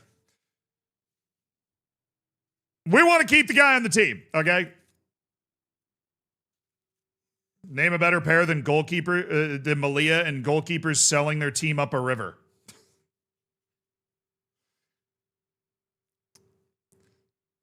I can't. Marcin Zabrowski's been sold, or he will be sold. We thank him obviously for his service.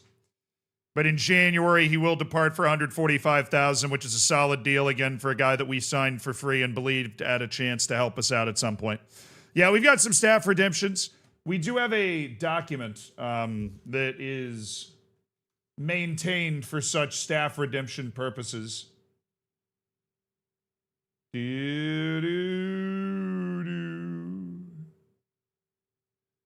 Speaking of which, is Gangan UK here?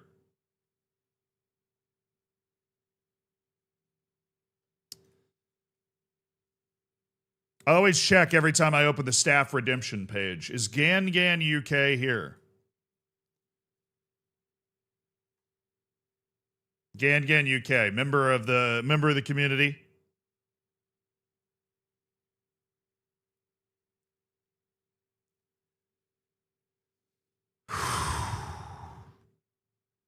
Bruised knee, we're good.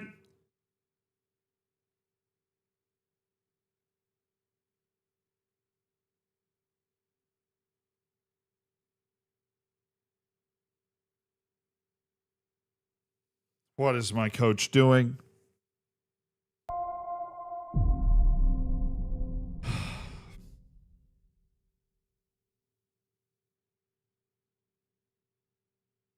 So who's the number 20 of the team? No, this isn't another coach, dude. This is my coach.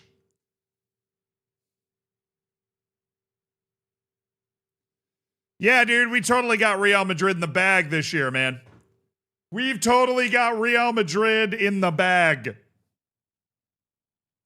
Thanks. Appreciate it. Schuber, thank you for the 45 months. Number 20 is on Kelvin Mbambo, I believe. Kundi, thank you for the 9 months in the prime. Always an important debate, Schuber, and it went to Kelvin Mbambo. Congrats on your first Twitch child, Kundi. That's a big deal, a big experience for everybody.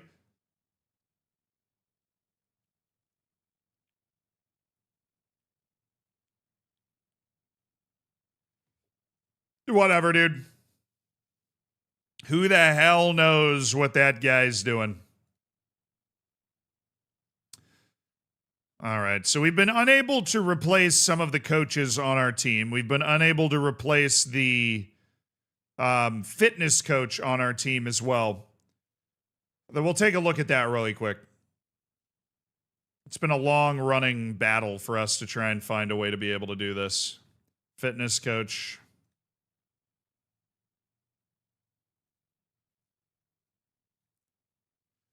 There you go, there you go, there you go. Why is somebody got to be competent at everything? Pepe Pastor. He looks good.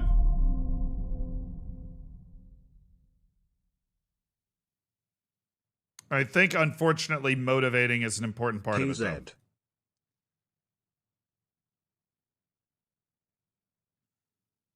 I don't know, but I think that's the same level as the guy that we have right now.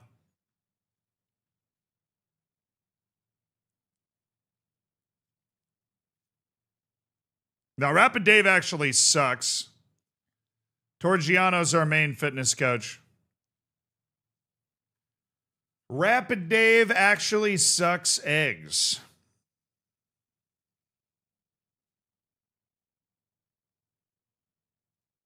So we might as well sign Pepe Pastor. Another outstanding fitness coach we will not have to pay anything for. All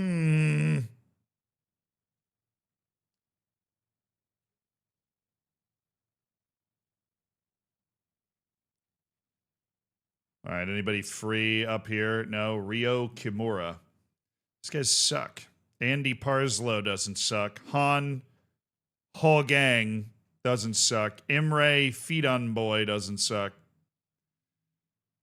Just aren't coaches out there that we think are that good. So I think that we should go to we should go to, God, what do I want?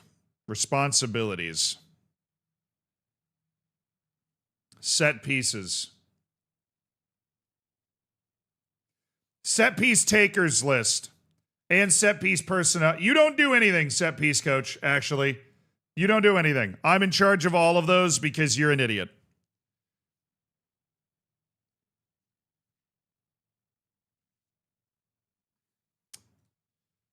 Recruitment advice. Levi Klee. Yeah, definitely Levi Klee. Vito Lacasey. Of the Lacasey crime family.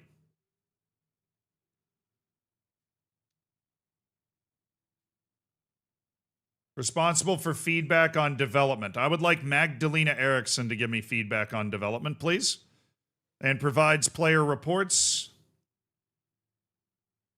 I would like Levi Klee to provide my player reports. Thank you. Youth development information is going to come from Magdalena Eriksson. Loan feedback is going to come from loan manager Night Virus, please.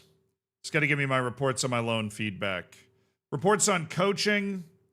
Yeah, it'd be nice to be able to. Yeah, might be McHaram Tavish. It's got good judging staff ability, as well as just being a good all-around coach.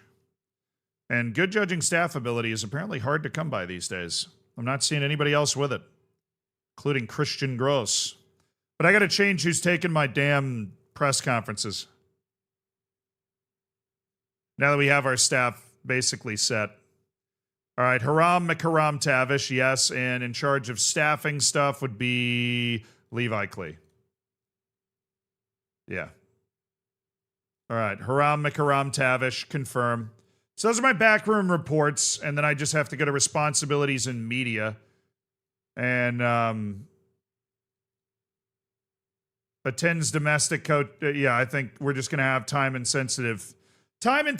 You are taking the press conferences, please.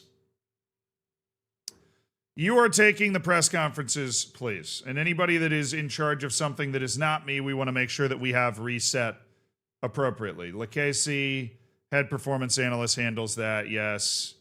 Staff stuff. Yeah, that's good.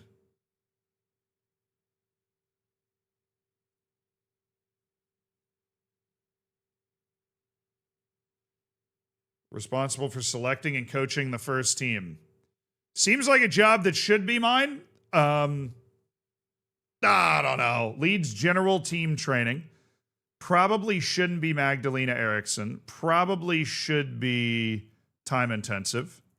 I lead individual training, obviously. Leads U19 general training.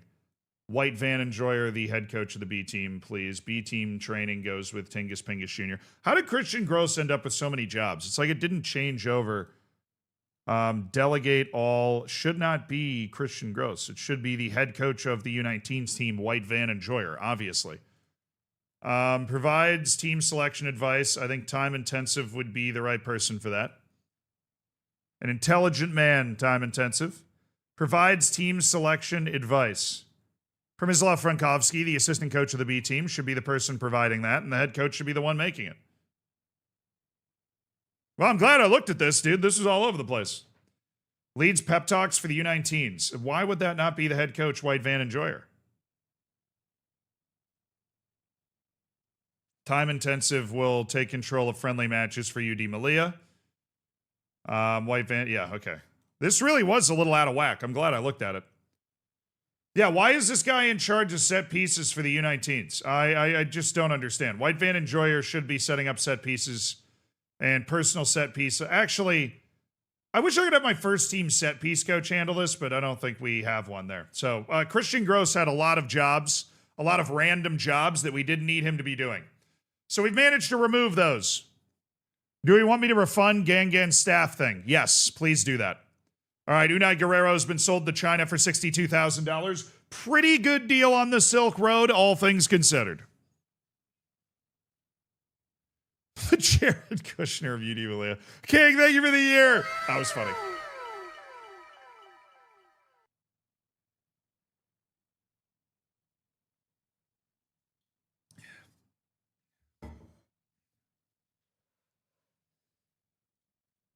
Might be interesting to see how things would go if you played as the GM and not the coach.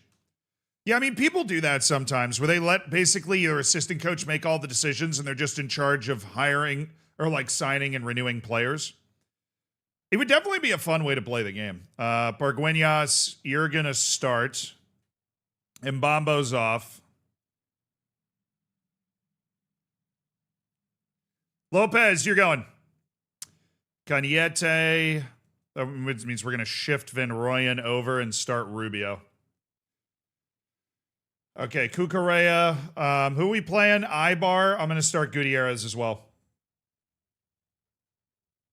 Got to get Jaime Gutierrez some minutes, and I think that's it for the rotation. Pargueñas, Lopez, and Jaime Gutierrez introduced to the lineup.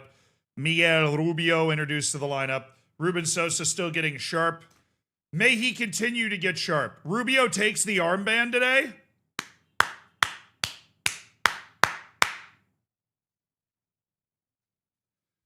Kid from the academy, man. Kid from the academy. At home, a Tingus Pingus against Ibar in a get-right game after our tough loss at Barcelona. Miguel Rubio takes the armband because Mbambo and Duran are both out of the starting 11 today. It's a great opportunity for the kid to lead out his hometown club on his hometown field in La Liga. What a moment. What a moment.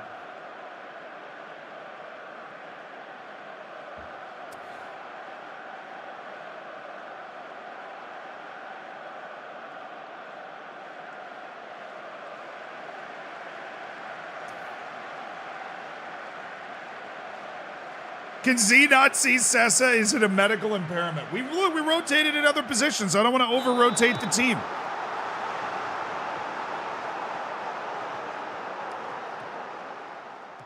I like what I've been getting from Jahangiri, not to mention that it's not a bad thing to drive up his potential asking price.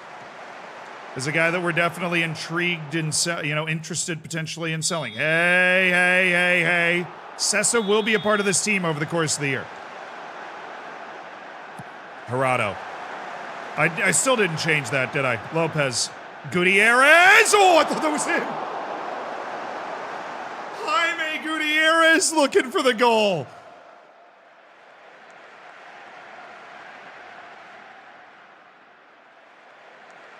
We have a couple of academy kids starting today. Otero, Gutierrez, and Miguel Rubio.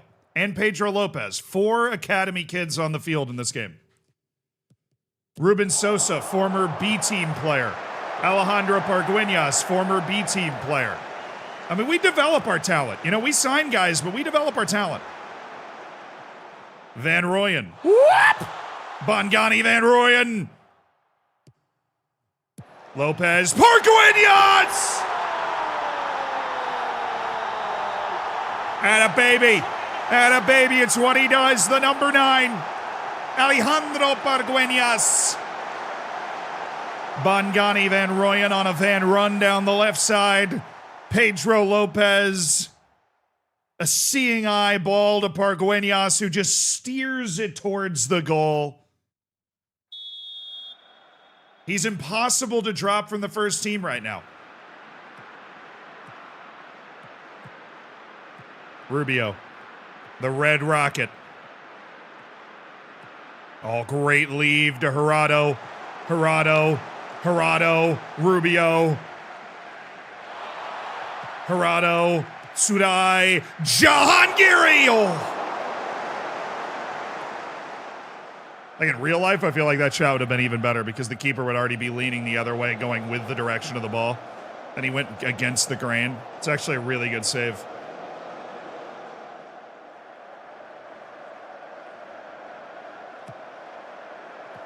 Nice play! Jaime Gutierrez. Attaboy. Sarai. Gerardo. Sudai.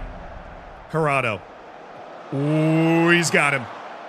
Oh, great moves. Sarai. Somebody. Oh, I thought that was... So I just ask now, you think Arsenal can still win the league? Of course, yeah. The biggest obstacle to Arsenal winning the league is Arsenal. It's their own mindset. If they played the way they play against Manchester City all year, they would be winning the league by 10 points.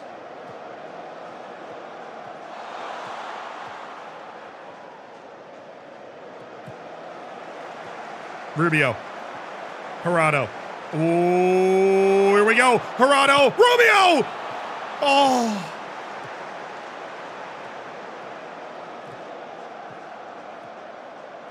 Counter press it and slow his butt down. That's not a bad foul. That's not a bad foul at all.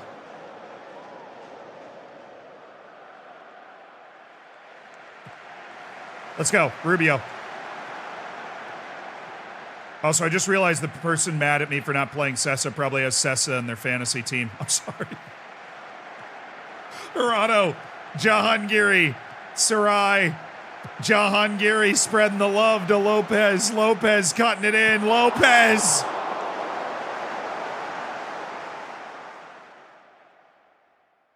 The shake and bake from Pedro Lopez.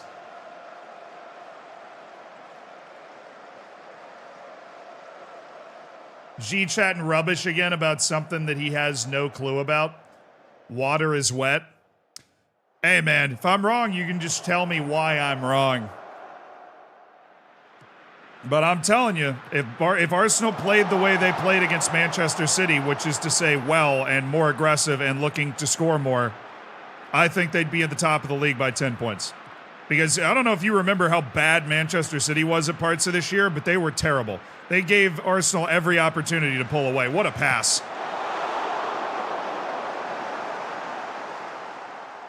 Oh, what a ball by Lopez. Pargueña should have buried that.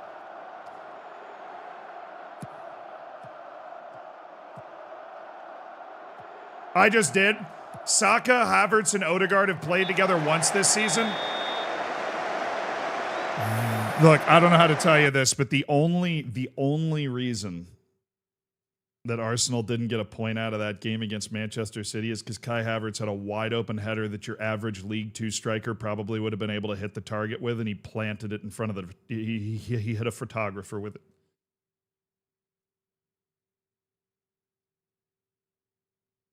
I am fully in the camp where I just don't think Kai Havertz is that good. I know he scored the only goal that they had in that game. But let's be honest, it's because Gianluigi Donnarumma is wearing clown shoes when he plays. But quadruple double, I do really appreciate that. I do. I do really appreciate that.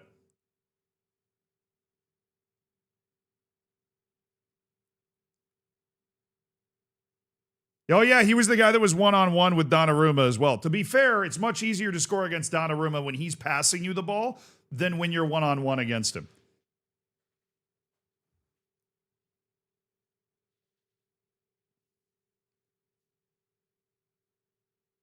I did see that Jack Bycraft scored this weekend. I'm very happy for my boy Jack. He's a goalkeeper for Tottenham. Him and I have kept up with each other. We're like mutuals on Instagram, basically. And I don't even know where he's playing, but he scored a goal this weekend. I absolutely saw that. What about Gabriel? Oh, dude, he should have been sent off. I forgot about that. I'm sorry. Arsenal should have gotten a red card in that game. Gabriel absolutely headbutted Haaland. If Erling Haaland played for Argentina, they would have put Gabriel in jail. Real ball knowers know exactly what I'm saying with that. If Erling Haaland played for Argentina, they would have put Gabriel in jail.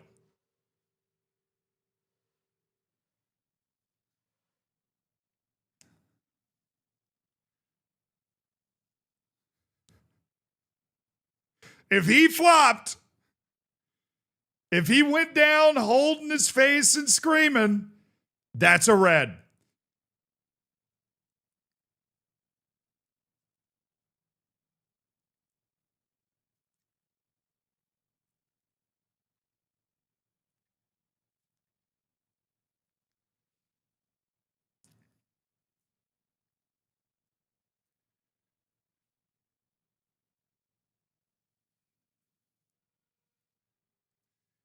If Erling Haaland flopped, Gabriel would have been sent off.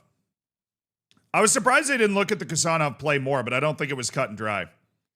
I thought they were going to agonize over the Kusanov decision, but they kind of just walked right over it. Kusanov played really well in that game, though. I really like him as a player.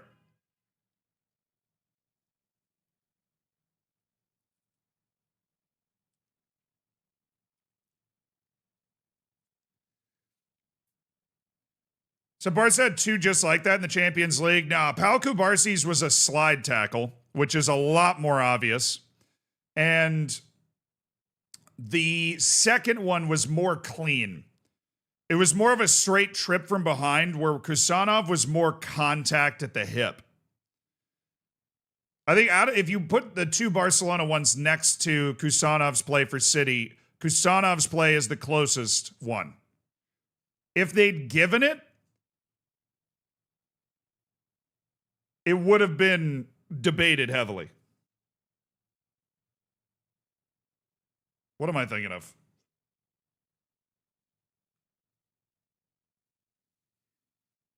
Clearly, I'm thinking of a different Kubarsi red card from behind.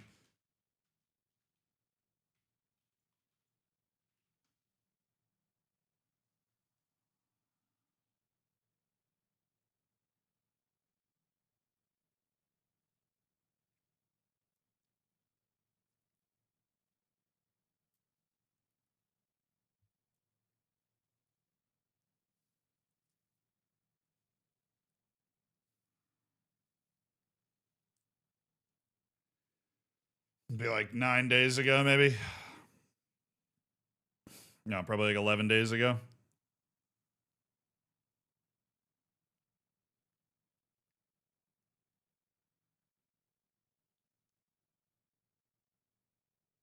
What was? Yeah, okay. It wasn't a slide tackle. He slide tackled somebody from behind for a red card in a big match. I watched it happen. I watched it happen.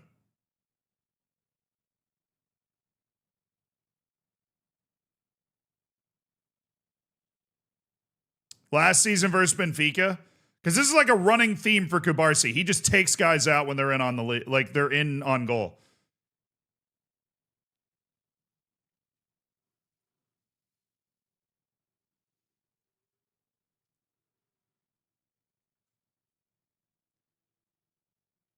Kubarsi has a record of doing this, which for a guy is his age is not great.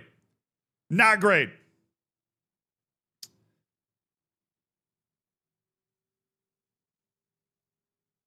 That wasn't the slide tackle, though. I guess that was older.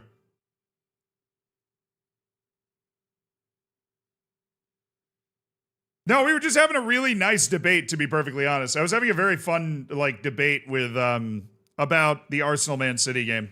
Because there were a lot of calls. Like Gabriel could have been sent off. If you had a certain type of officiating crew, you totally could have given a red card for Kusanov's contact when Arsenal was going in on goal. I think it was Havertz again. All right, let's go, boys. Second half. Here we go.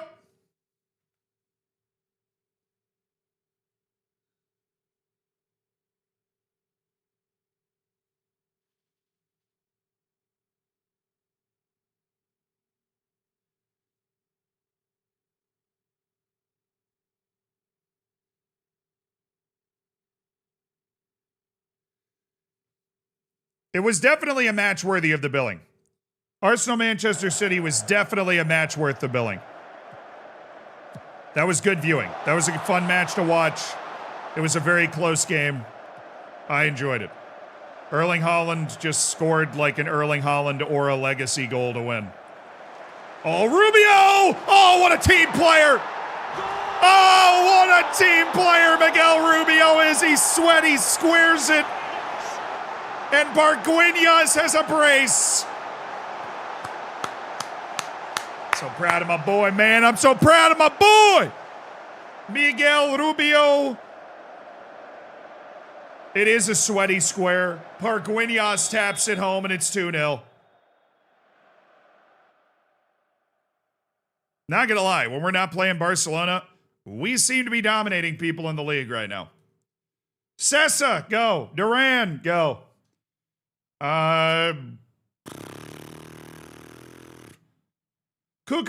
go get Van Rooyen. Just play left wing back for a little bit. Roll back the years, man. Roll back the years. All right. Yanez, go get Gerardo. Danny's not getting a lot of minutes these days. We'll get him out on the field. Yeah, I think Danny Yanez might be a January sale. He can't play both wings, unlike the other two guys, Lopez and Roman. Incredibly inconsistent player, in my eyes. Sup, Aguirre? Go get Avonde. Just want to get Aguirre some time.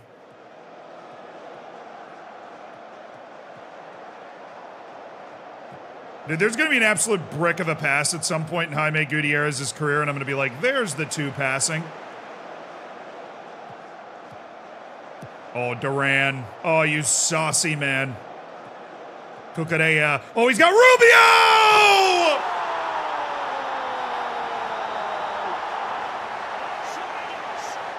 In his first match in the captain's armband, Miguel Rubio has a goal and an assist. What a delivery from Cucurella. And a square-footed finish from Miguel Rubio was all that was required. The Red Rocket makes it 3-0, UD Malia.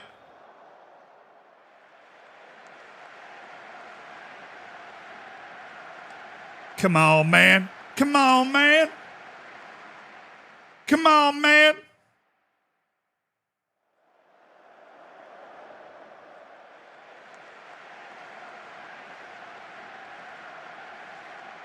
Otero getting tired.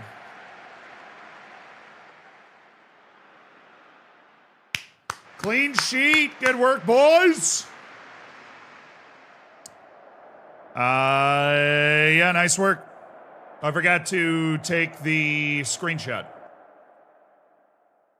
Damn you.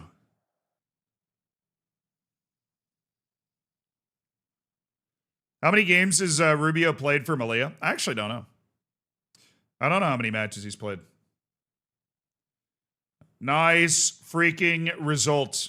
Yeah, we're not... Barcelona and Real Madrid are already 6 points clear of us, but I would love to try to get ourselves back into Champions League contention with this season. I think we've got the team for it now.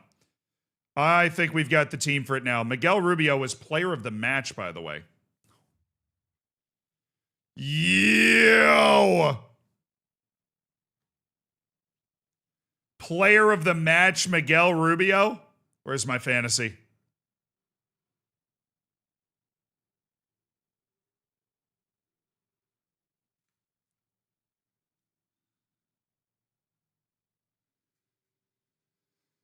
What do we got? We also clean sheeted, so we got to make sure we add those points for everybody. So clean sheet bonus and player of the match bonus goes to Miguel Rubio, who ends with 18 points. What a match from Rubio, man. What a match from Rubio.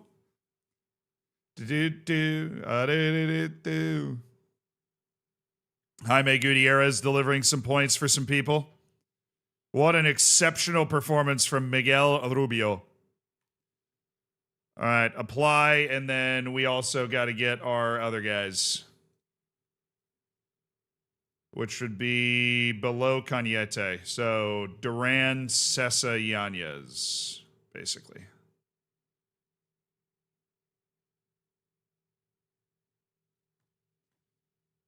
Do do do do do do do do do.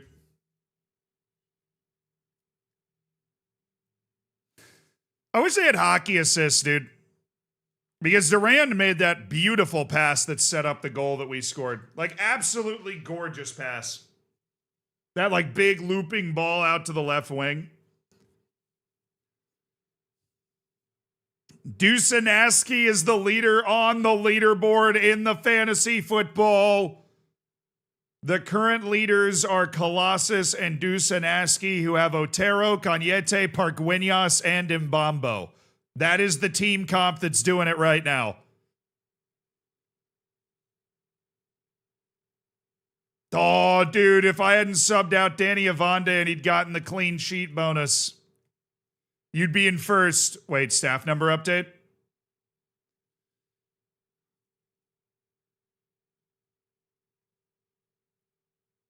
They've increased the capacity of sports scientists that we can hire. Greatly, greatly appreciated.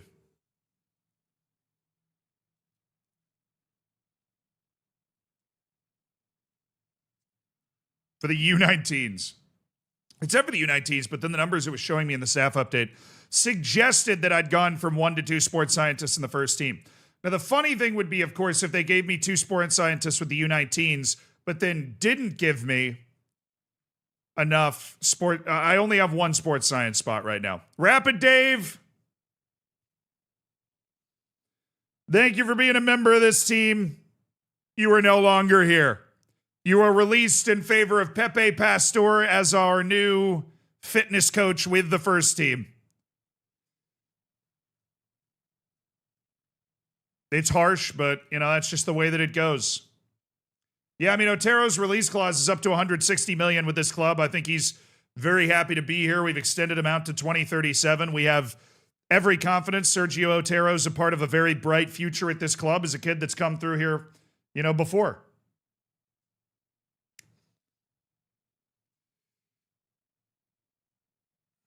I just got relegated in the Greek league. I'm not very good in this game. Dude, what league it is doesn't really matter, to be honest. If everything goes against me, I could be relegated in the Greek league, depending on the situation. So I would not beat yourself up too much. This game is a process, all right? Leonardo Silva needs to get better, man. The guy is a piece of wood. He does not move. He cannot move. I am trying to turn my B team into just the best team in the second division. They can't be promoted, obviously, but Mario Silva unlikely to sign Mustafa. Oh, they're trying to loan him. They're trying to loan Silvio Mustapic in January based off the performances that he's dropping with the B team right now. Yeah, it's a learning process. Take what you learn, apply it to the next situation you find yourself in. How you doing?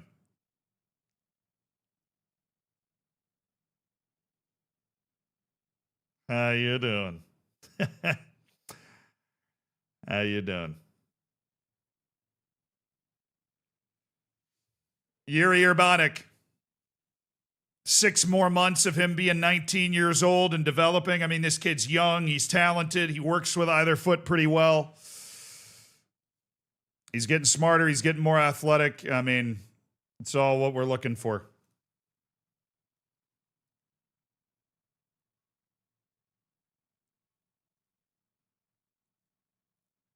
Avande just doesn't have the right mentality. I feel like his potential's crazy. He just has the ambitious thing. Yeah, we've subbed out Gross from being the guy that takes our press conferences. He's been subbed out. We don't exactly have a lot of faith in him right now with that whole situation. Yeah, no, we're focusing on the physicality for Yuri right now. Is that a... Bro, that is right outside. Yeah, we needed you last year. We needed the ambulance last year. Our team's looking better this year. Yuste debut in the Cup. Yeah, I mean, we do have that coming up against Ceuta. What do you guys think? Should we get Alejandro Yuste up and play him in the Cup once? I can see people saying that maybe that's something that we should do. I liked the way Gutierrez played in that last match, by the way. I liked what he was doing. We're going to take Van Rooyen off and put in Angel Cañete. I'll give Sessa a run. Don Geary's had 1 or 2 matches where there just hasn't been a lot going on. We'll give Francesco Sessa the start. Lopez was good in that last match, but Kelvin Mbambo is Kelvin Mbambo. You know what I'm saying? Yuri Urbanic also going to pick up for Pargueñas now that he's healthy. And we believe that he's the future of the position, obviously. So that's our little bit of rotation. Sorry to Panagiotitis. We have literally no injuries right now, and that kind of makes it harder to break into the team here. Not a lot of opportunities coming around that way. I'm going to take Evande off. Actually, no, Aguirre's playing the next match. We got the cup match coming up. Aguirre will play in that. Yeah. Then we'll just do Van Rooyen and Cañete. We'll have Rubio lead the team out for that B team match. Actually, we'll have Duran do that. We're playing Ceuta. Great North African derby. But right now, it's just Osasuna away. Okay, here we go.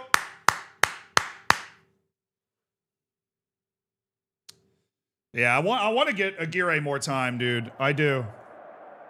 I think he could push Otero and Evande for playing time in the two non-ball playing spots for sure.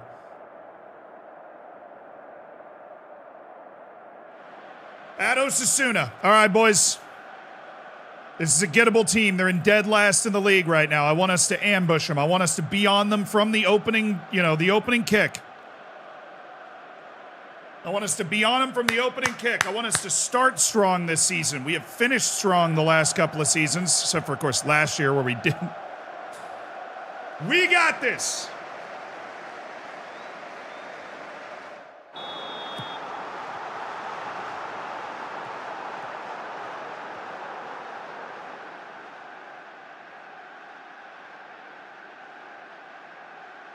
Oh my God, it is Miguel, I think.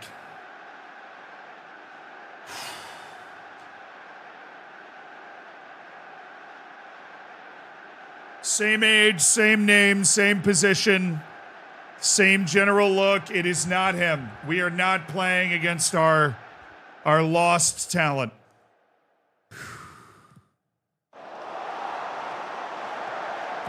Oh, good ball. Should I? Oh, come on. Just take him. Just move with the ball. Oh, my goodness, the quality that these two... Oh, my goodness, here comes Mbambo. Gerardo, heading down to Van Rooyen. What a save.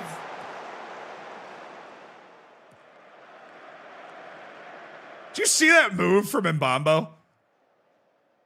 He is just so damn fun.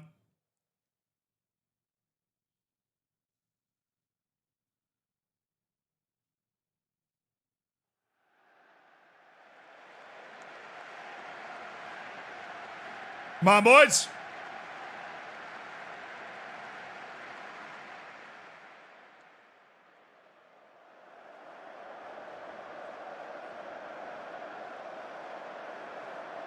Real question, if the B team win the second division, do we get money from their title? That's true. I think I get $7 million a year for TV rights from them, so that's pretty sick. Oh, Mbambo.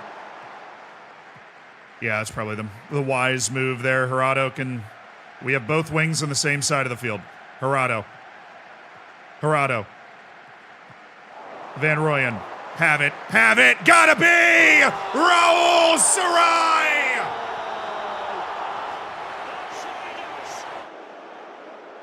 Yeah, it's just like, look, I'm going to be honest. If he's the second most expensive player in club history, he's got to be able to just shelf this if he's open from here.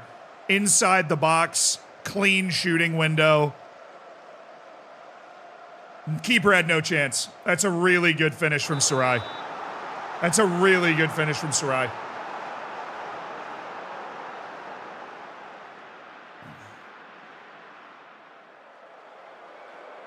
Love to see us get another one pretty quickly. Just really saddle this game up and get control.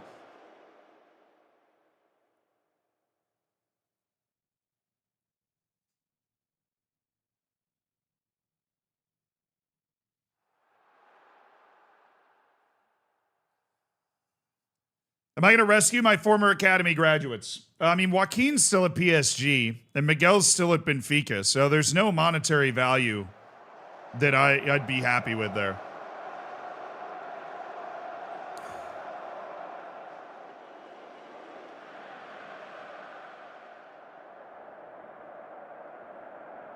I'm not going to over-compliment. Because I feel like we're only up 1-0 against the worst team in the league right now.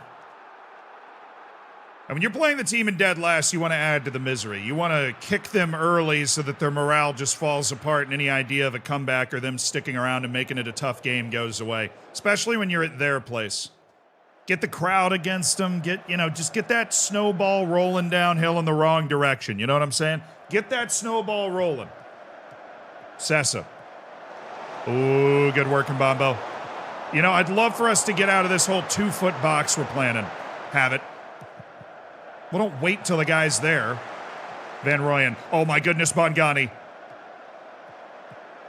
Great. Ooh, Sessa.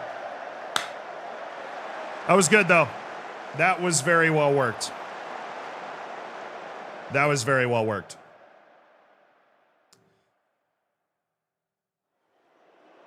Opposite of what Arsenal would do in the same scenario? Absolutely, yeah.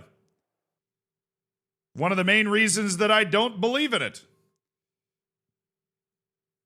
Cagnette, get off. Van Rooyen, go to the other side. Fjärtoft, you're in. Urbanic is still trying to get sharp, so we'll let him just keep doing that. Gerardo, we can get out for Salvatore Rahman. I think he might be able to just bury them in this game. Let's see. Subs! I love having two wingbacks that I can just flip their side, and it works perfectly. That is a wonderful thing I've cultivated with Van Rooyen and Cagnette now. Urbanic, Sessa.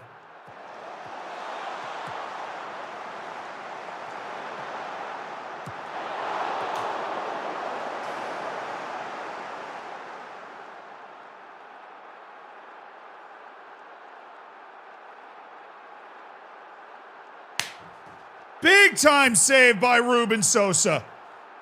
Big time save by Ruben Sosa. Let the kid work. Let him work.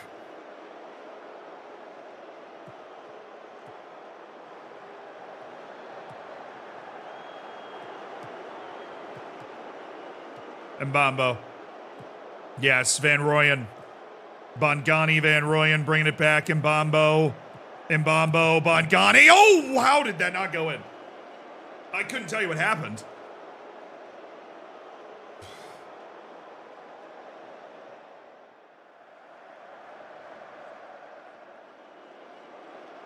We're going to let Urbanic keep playing. Sub. Where are we struggling defensively? Kukurea. He's aggressive. He's nervous. Give me Madu. Give me Madu Murcia for Kukurea. It's a steady hand back there. Feel like that would be wise for me. Also, we're only in a 1-goal game, so I'm going to make the change that gives us a better chance to win it now. And that's putting the perpetual goal demon Alejandro Pargueñas in for a little bit.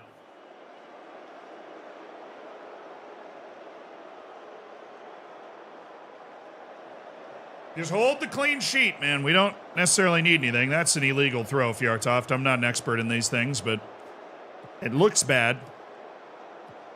Keep it moving. Nice.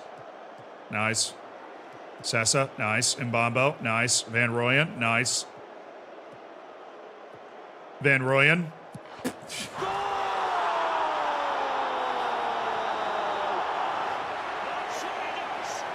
It's what he does!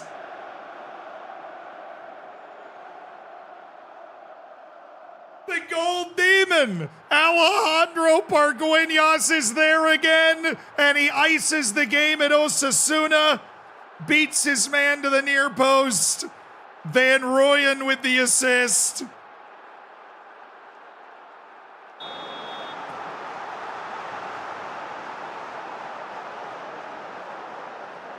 It's what he does, dude. It's what he does.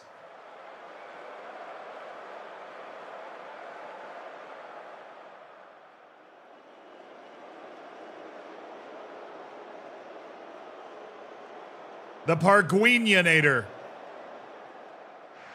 strikes again, 2-0. Oh, I forgot to take the picture. Zealand.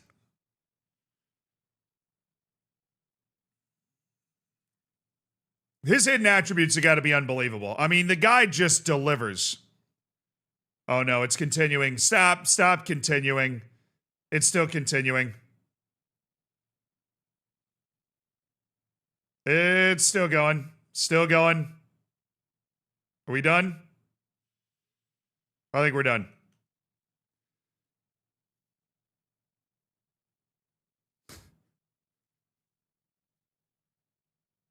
They just lowered the U19 staff available sports scientists. Well, a lot of drama going on in the U19s. A lot of drama going on in the U19 sports department. A lot. Pargueñas is 100% your star. The available evidence would suggest that the kid is the best player on my team somehow. Bongani Van Rooyen, though, dropped a 9.5. So any Bongani Van Rooyen enjoyers, not only did he drop a 9.5, chat, he dropped a 9.5 while delivering a... he did it from both fullback positions.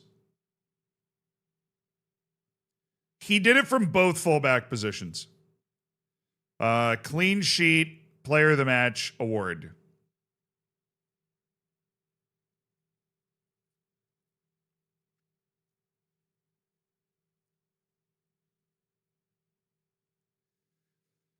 We're getting high. Otero should get the clean sheet bonus. I don't know why he's not getting it. The clean sheet bonus does appear to be broken in some ways. Because we are not getting the clean sheet bonus on random people here.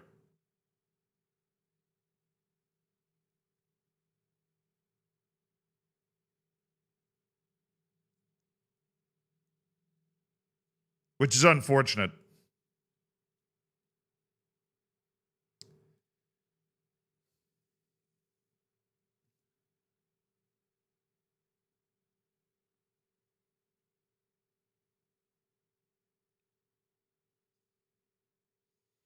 Yeah, rigged. I'll report it to Clates. I'll do it right now.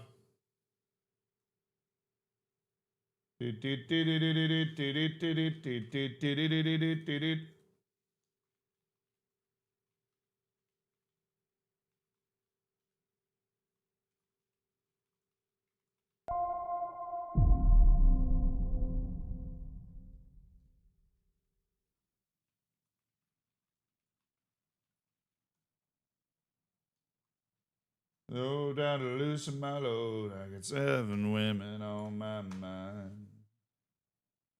All right, I messaged Clates. I feel like it's fair to not add the clean sheet right now. We're not going to use the clean sheet bonus for the rest of this. We're just not. All right, it really only makes a difference for the defenders mostly. And so defender scoring is just going to be lower. But we're just not going to use clean sheet bonuses right now. Meanwhile, player of the match bonuses and everything else are working, so we'll go ahead and use those.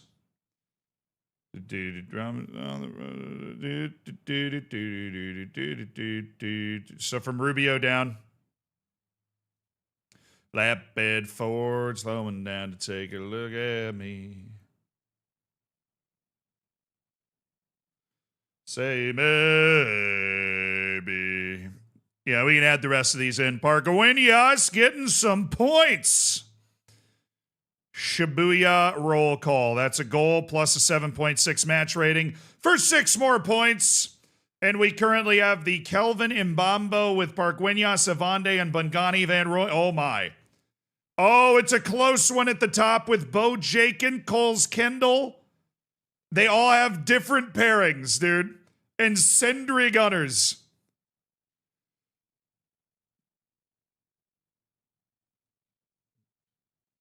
Two Pargueñas captains right now running top. All right, are we giving Yuste his debut? I feel like we're giving Yuste his debut.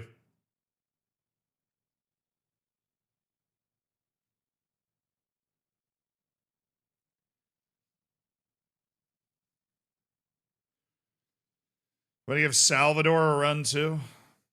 And it's so hard to find. Easy, take it easy. Let me bring these guys up. Let me set my team for tomorrow to make sure everything's okay. Now it'll be fine. It's on Wednesday. There's not going to be a U19s match on Wednesday. They'll be playing on the weekends.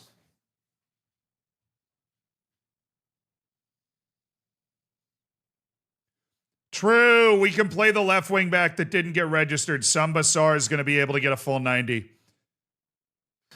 Elvis Tavares. Yikes. Who are you? I don't really care. That sucks, but I don't really care. Have faith. Not in me, just in the world in general, man. You will be fine. There's also a huge match today, chat.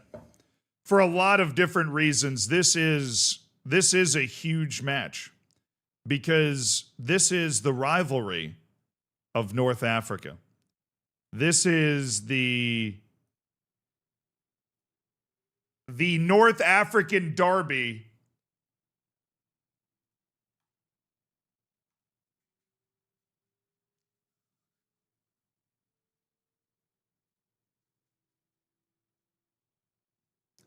Where is he? Where's Eustace? Alejandro Eustace, you absolute dog, you're in. 15-year-old Alejandro Eustace and his incredibly bright future. We're going to have Pedro Lopez start on the right. And then, or left, and then we'll have Salvatore Roman run the right. We'll do Sessa Jahangiri, or no, Duran. We'll take the leadership in such an important derby for the club, for the beauty of the club.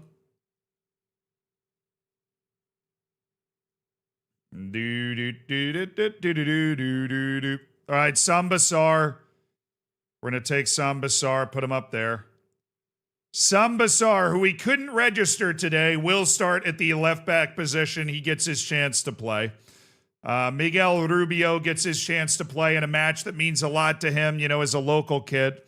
Gutierrez Aguirre is going to go ahead and play out of the middle. I think that's probably where we want to play Mr. 20 jumping reach Facundo Aguirre. We are not going to play Sosa. We'll go ahead and play Rodrigo Lira, who's eligible for this match because there's no foreign player rules here. Shamina Mina.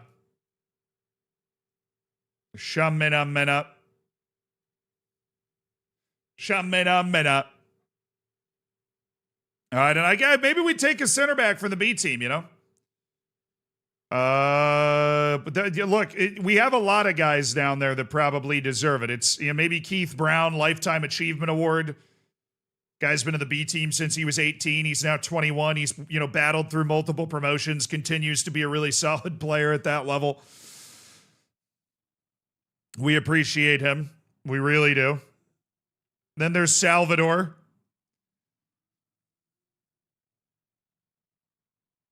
Waka hey, zamina. And then there's Tobogo and Como, who, you know, Tobogo and Como is an often slept on first team prospect that's playing in our B team right now. Absolute missile of a man.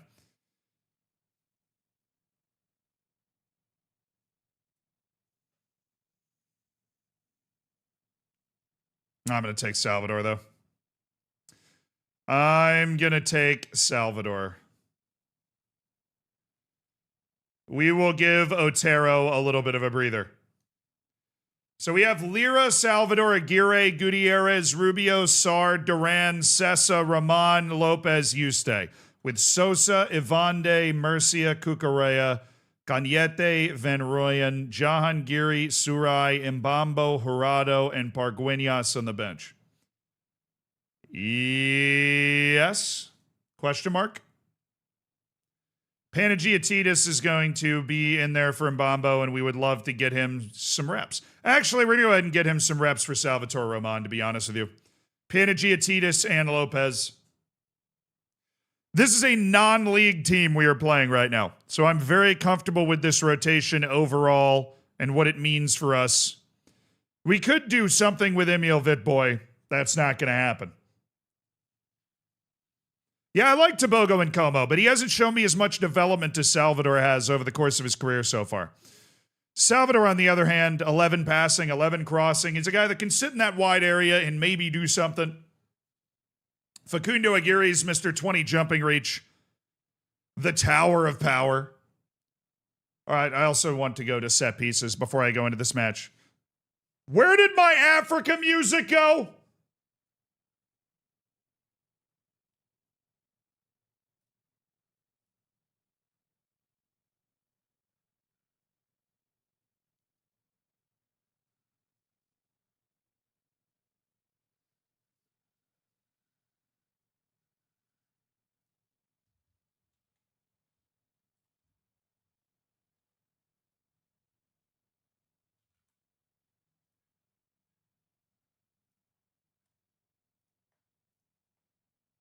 Thank you. All right. Now they're finally not setting this for me. I can finally get rid of them. No, Ruben Gerardo is not taking. Thank you so much for playing.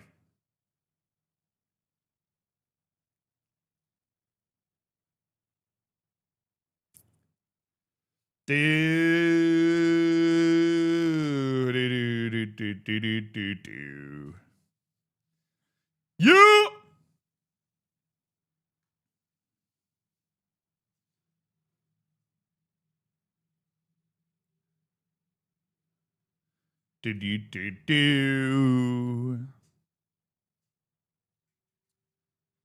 There we go. Now that's set. Also, aerial threats is totally not what I want it to be. It should be, yes, Evande, Aguirre, Ruben Gerardo. It should not be Madu Murcia that high. My issue is that Madu Murcia is so freaking high on this list. That's my issue. All right.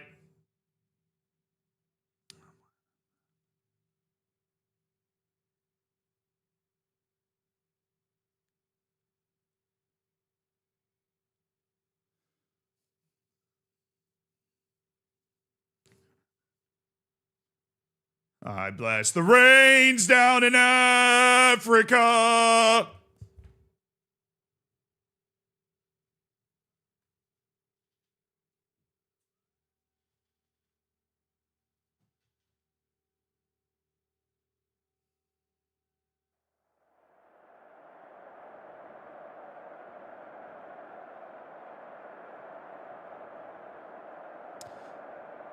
It's time for the Africa Derby. For just the third time in this save, we take on Ceuta. We were in the league with them once. They got relegated 2 times in a row. We got promoted 2 times in a row, and all of a sudden our clubs were very, very different. But I think we should put on a show. And the debut, chat, of 15-year-old Alejandro Yuste.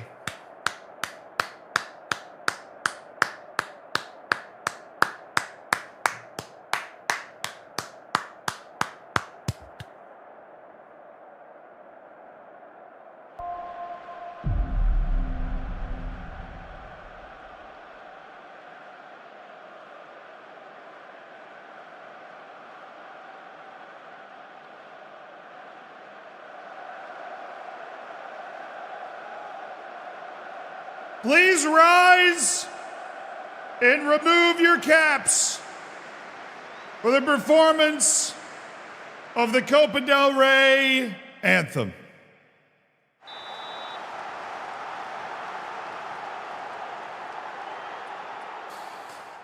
It's the Copa del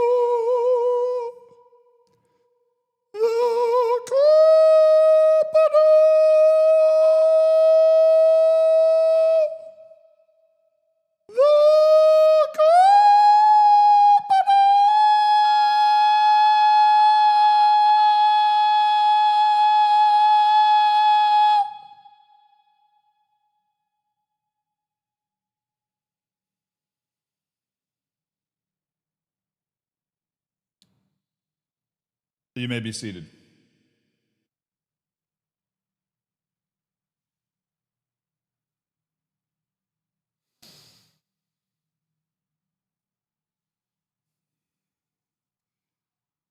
The North African Derby, Ceuta hosts Melilla, the two North African clubs in Spanish professional football. They've had different fortunes in the last couple of seasons. A couple of relegations for Ceuta, a couple of promotions for UD Melilla.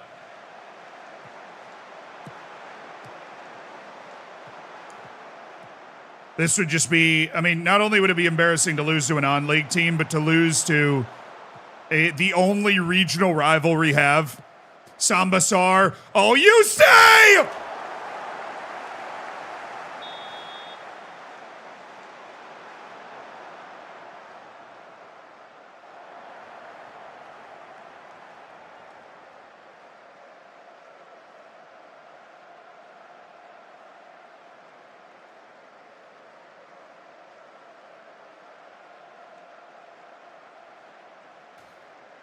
Offside, but what a ball by Sambasar, and what a touch and run by Alejandro Yuste.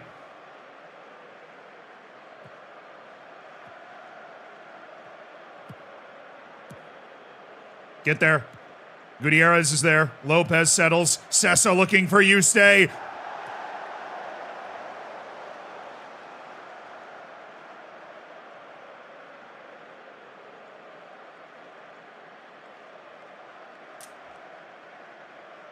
What a save! Good ball by Sessa. Good ball by Sessa.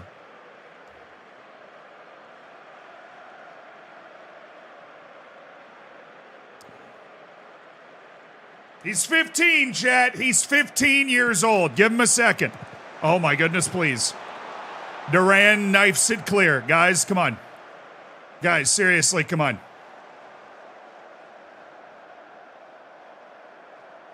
All right, Gregoris Panagiotidis.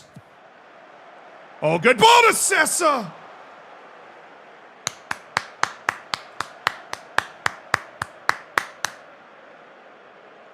Come on, boys. Come on, boys. The debut of Alejandro Yuste.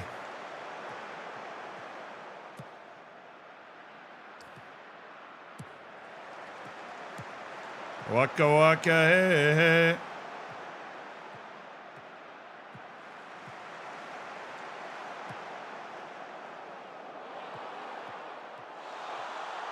Thank you, Sambasar. Oh, yes, Pedro. Oh, Pedro Lopez.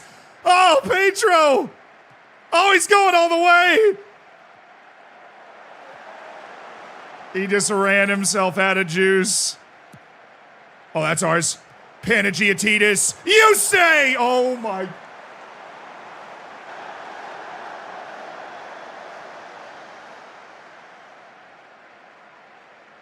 Should we sell him?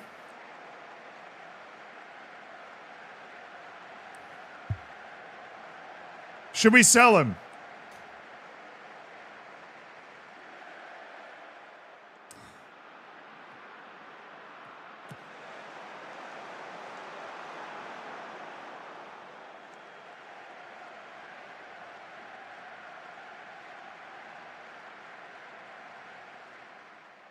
Nah, I'm joking. He's 15. It's his first senior match.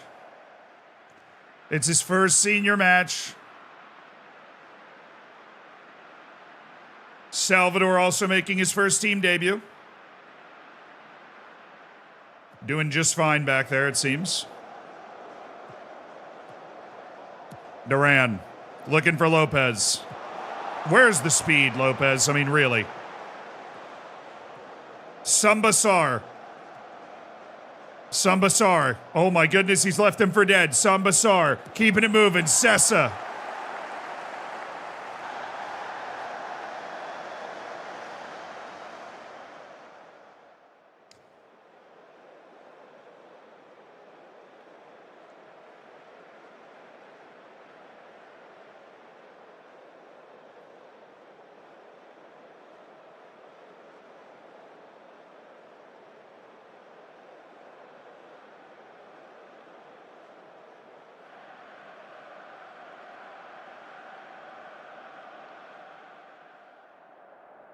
All right, boys. No more patty cake. All right, we're not playing any more patty cake. Okay? We're not playing any more patty cake. We're giving them room to breathe when really, strategically, we should absolutely not be giving them any room to breathe here. You understand that? Forgot to give a team talk. Well, at least I changed the tactic.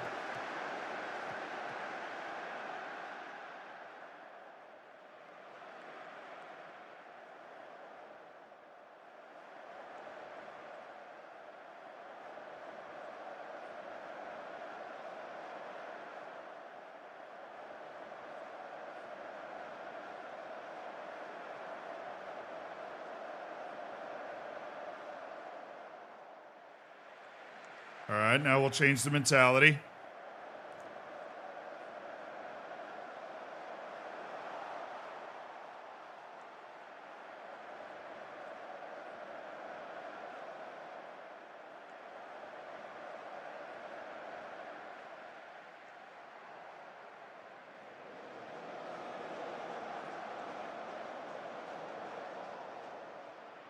Sup? Roman, go get Panagiatitas.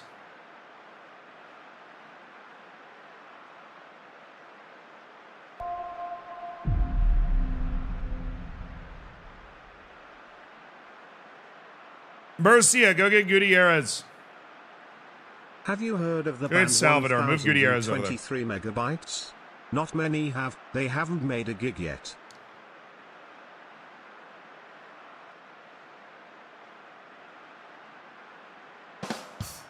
B minus.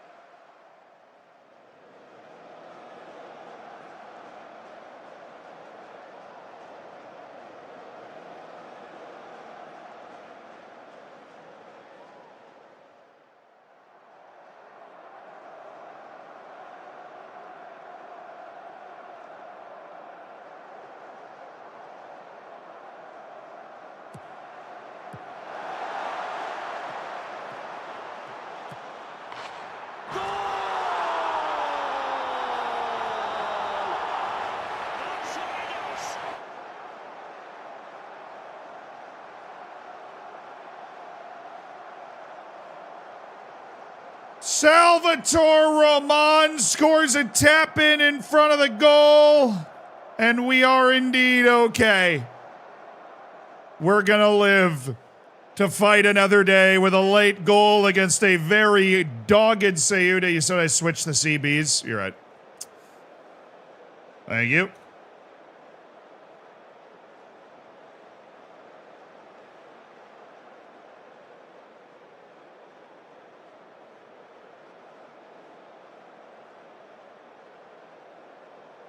Yeah, it's just that easy. They're really not that good. They're a non-league team. It's amazing it's taken us that long. Sessa.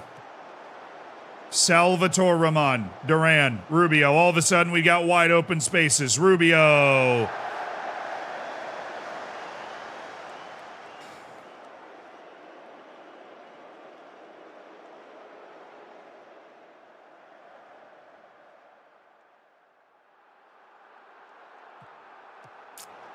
Oh, this is a highlight. This is a highlight. Oh, Gutierrez, no.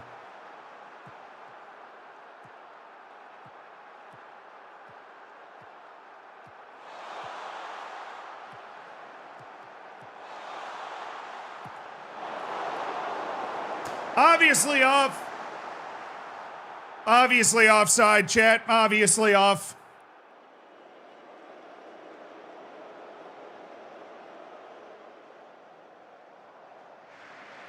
Obviously would have loved a better debut for Yuste. I think Salvador did fine, though. Sembasar turned his performance around at the end. Started to get things figured out, which is good. Let's get this picture for all of the participants today. And I think Salvatore Roman might be the player of the match, but we will see. Nice work, everyone. Not really, but whatever.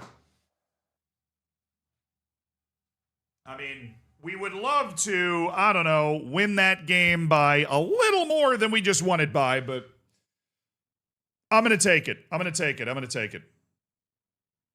It's a rivalry game, chat. You know, we were just intimidated by the environment of the rivalry. Yeah, Salvatore Roman did get... Okay, Salvatore Roman did get player of the match. Yay, Salvatore Roman. So player of the match award goes to Roman, who ends up with 12 points. Heroic bench performance from Salvatore Roman and 4 points for Jaime Gutierrez. There you go. Salvatore Roman. Is Roman carrying anybody? I don't think he's done enough today. He scored a few goals. But it's a tough bet to go with Salvatore Roman as one of your forwards. Very tough bet.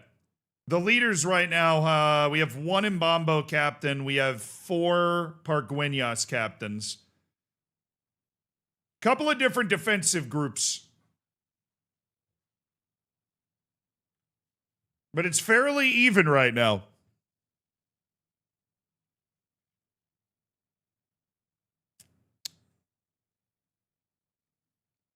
I need to send him back down to the U19s now. Thank you, you stay, but your work is no longer needed. And Salvador and Simpasar.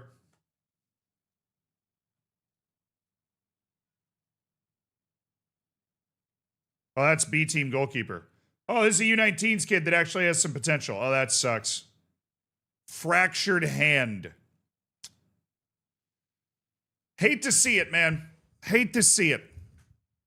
Such a young soul. All right, give me some JJ Bull and we'll get into this scouting report. Give me some 5-star potential. Do do do do do do do do do do do do do do do.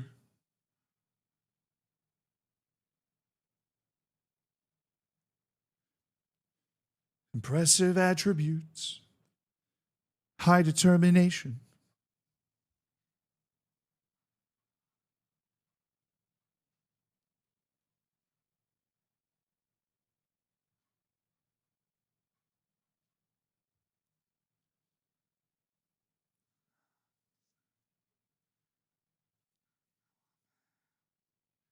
Dude's $20 million. Yeah, I don't think he needs to be on the maybe list.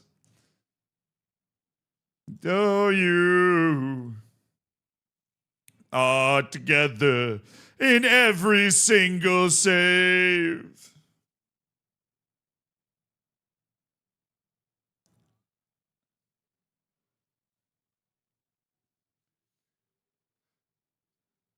Isaac Bazookas. The bazooka.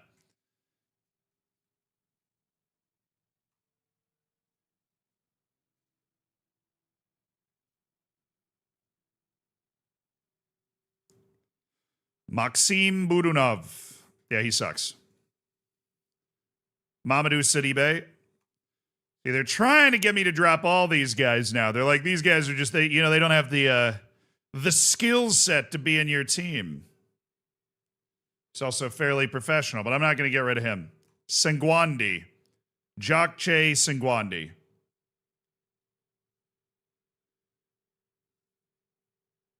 American Stuart Meyer. Nah.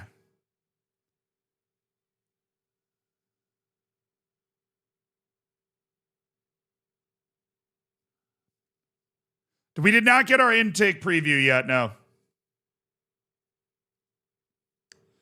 Damn you. Oscar Huxhigh. Zhang Shuai. Holy smokes.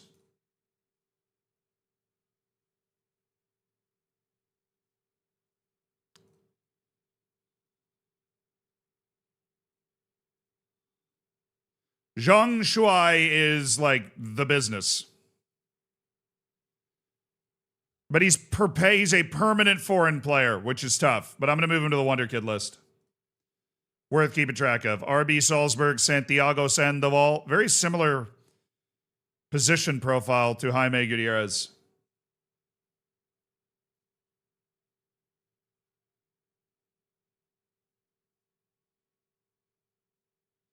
Not a Wonder Kid anymore.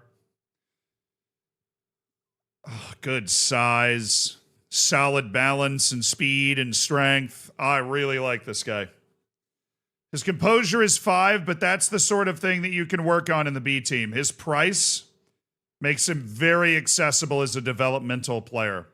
Meanwhile, somebody like Emmanuel Cunningham, if this guy was any good at all, if he was literally any good at all, they'd be charging an arm and a leg for him. But I actually like his brain.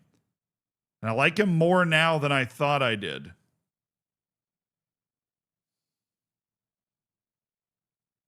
Oh, that's why I had him on the yes list. Some reason he's very accessible. And he's also not a non-EU guy. He actually counts as EU for me. Yunus El Kar. Already 4 caps for Tunisia. Tunisia sees the potential in this kid. I mean, they're just trying to get him locked down before he goes anywhere else. I'm going to slip him over to the Wonder Kid list. Iker Valencia. Oh, okay. Osasuna's being reasonable about this. They're only charging $123 million. Of course.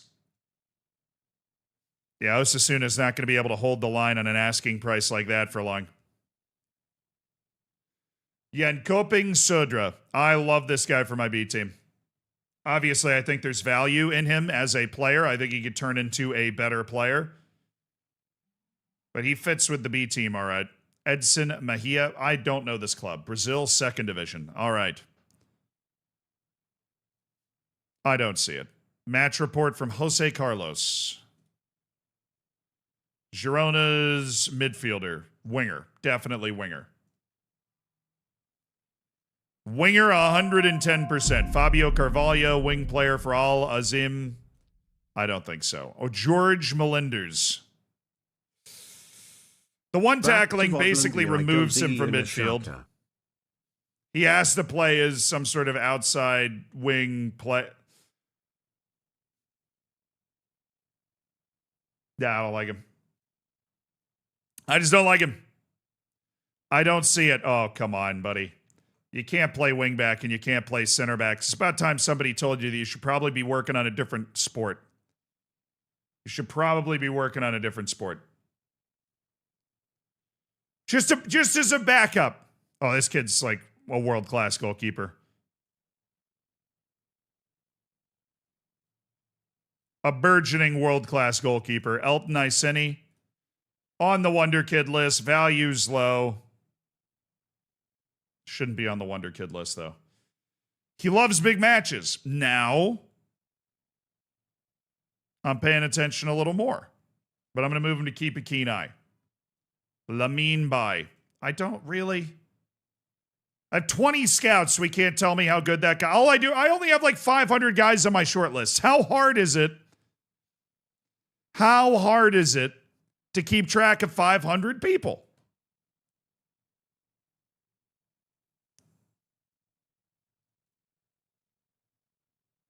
I just don't see myself ever wanting to sign this guy based off of where all the contracts are. Ahmed Al-Shamari from Guingamp and the Qatari national team. Now, that is probably the best Qatari player that is game generated that I've ever seen. He's still not very good. He does have dual nationality, and he is a model citizen, so he stays on the short list. But yeah, this Marky Mark guy, he's very good, but 40 to 58 million. I don't know if he's 40 to 58 million good. Michael Shanda. Oh, but he's got such great touch. I don't think they can get him to agree to a new contract right now, so he might be somebody that you're able to get for like super cheap later, so I'm going to keep my eyes peeled for that. PSG have won more games versus Premier League teams this season than Tottenham.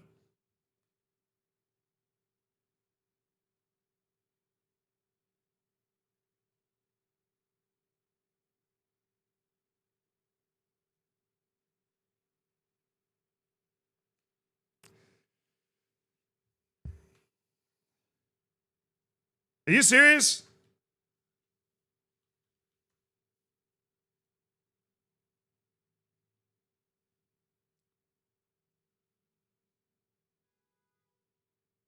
Are we going to count? Okay, UEFA Super Cup, they beat Tottenham. Are we counting the Club World Cup as well? Because they do have one Premier League win in the Club World Cup. We'll see. We'll see if they need that. All right, but they beat Tottenham to start the season. And then we've got, there's a little Barcelona action. Leverkusen, they played Bayern. They beat Tottenham again, so that's 2. They've got Newcastle, that's 3. Champions League playoff. Then they've got Chelsea. And then they've got Liverpool. So we count the Club World Cup, they have 8. And Tottenham has 7. Yo, Frogino with the 5 gifted subs, my dude. I have returned. You've returned with a bang. Welcome to the Hammers, Nacho, DFX, Alex Guillerme, and Thandal Roar. Enjoy the bacon. Newcastle was a draw. So they have the same. I was just assuming they were all wins. If they'd beaten Newcastle, they have more, but assuming that we're counting the Club World Cup, they have the same number of wins over Premier League teams this season, including the Club World Cup that Tottenham does. That means they're basically the same team.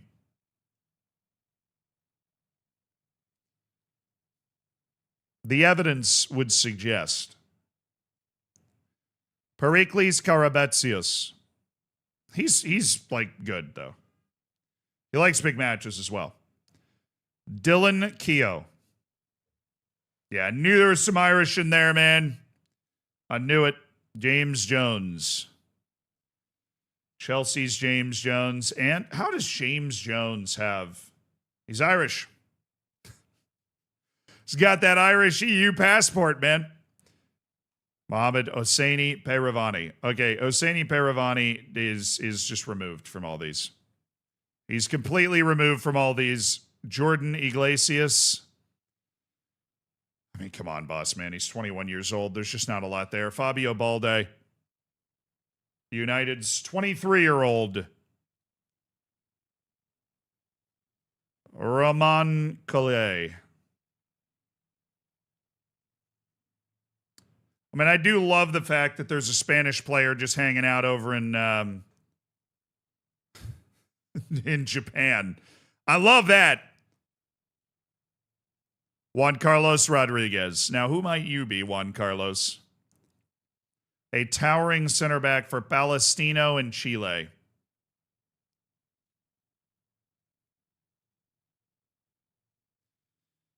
Oh, man, the freaking composure gets him. The freaking composure gets him every time.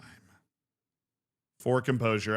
It's so low that I just don't see the ability to get it up to a respectable level as a player. I don't see it. Jose Luis Espinoza, because of where he is, I feel like he has a shot at being a B-team guy. Romario Barriga. All right, he's got good pace. Moves around well. Klubnik Cox is looking to get rid of him. He doesn't like big matches. Whip! Inability to handle high-pressure situations is really a disqualifier for me if I am thinking about signing you. It just is. Thomas Baldini. He stays on that report. Nathan Ofori.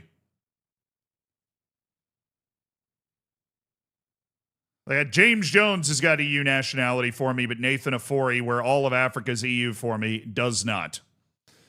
Nathan, I'm going to need you to look back in those ancestry files, man. Antonio Quinteros. Yeah, I'm going to charge too much. I'm never going to sign him, and he's never going to come over to Europe because they're charging too much money. Now, that's just selfish of them. Firuz Yusupov. I mean, shout out to Tajikistan for having multiple guys that have managed to finagle their way onto my short list. Andres Cantu. 17 million's a lot. If I was, Mr. $100 million club all the time, I'm not there yet. We're starting to clean off our keep an eye on list here. Alton Almuca. Generative AI. Hope he's doing well. Real superstar of the game. We don't really need to track him anymore. Ribeiro Najera.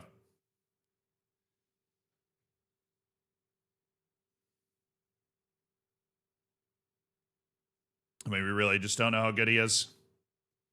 Nassim El-Kadim.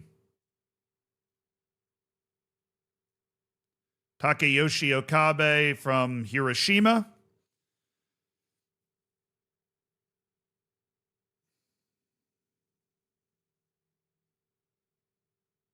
I'm emotionally confused by your 4 tackling because I thought you were a space-eating player, but now you've got 9 passing, 17 vision.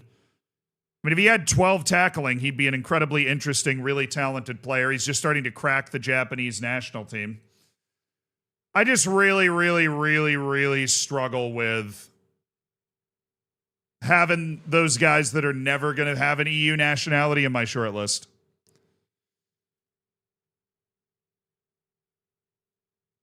It's difficult. Mika Ujluk.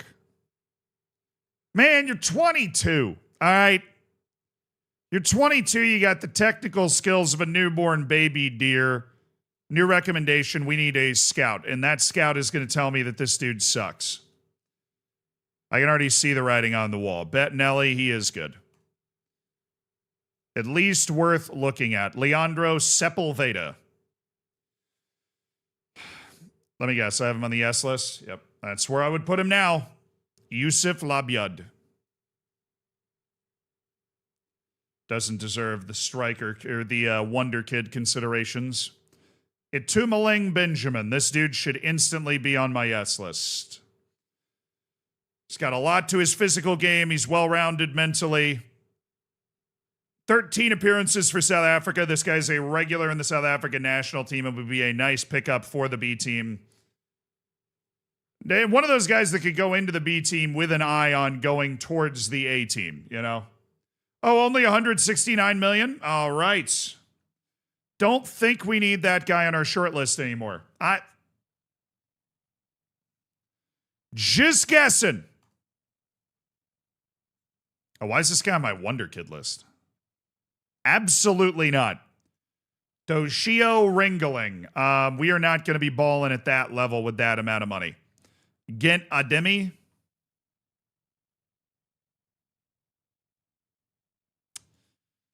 Yeah, I don't think we need to keep him on the Wonder Kid list. He does have size concerns as a goalkeeper. It's kind of like going after Kepa.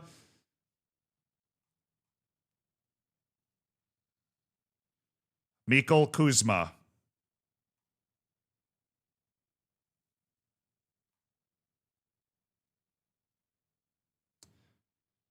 Survived. Might be the tannest Kosovan I've ever seen. I was clocking that. I'm like, we've got a black world-class Kosovan goalkeeper. 21st century, man. My superstar player is a Finn named Kelvin Mbambo. Mo Bamba's second cousin, actually. Some say the song might have been written about him. Some say. Mehdi Boukris.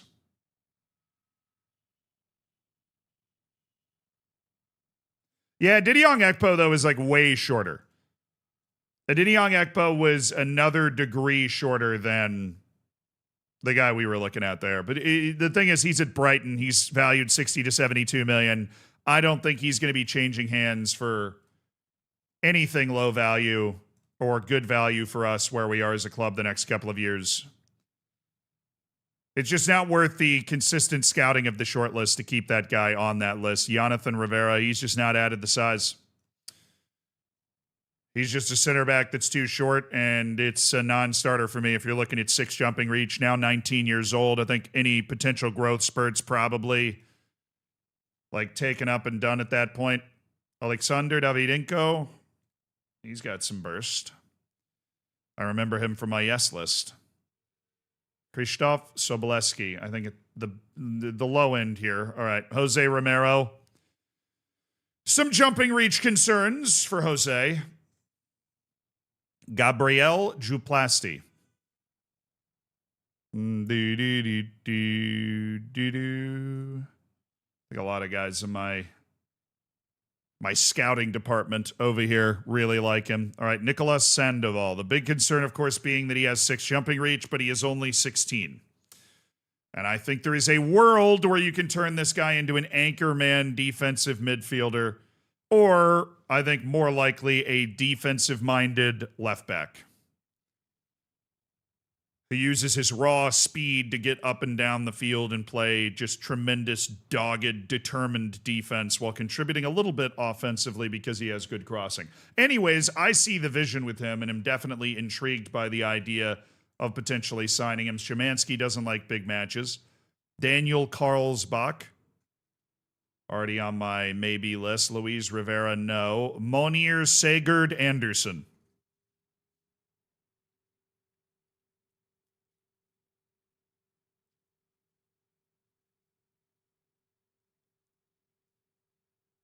I think we definitely want to keep an eye on a guy with that kind of potential. Sean, you don't like big matches, Sean. You should have led with that there, Shawnee boy. You should have led with that one.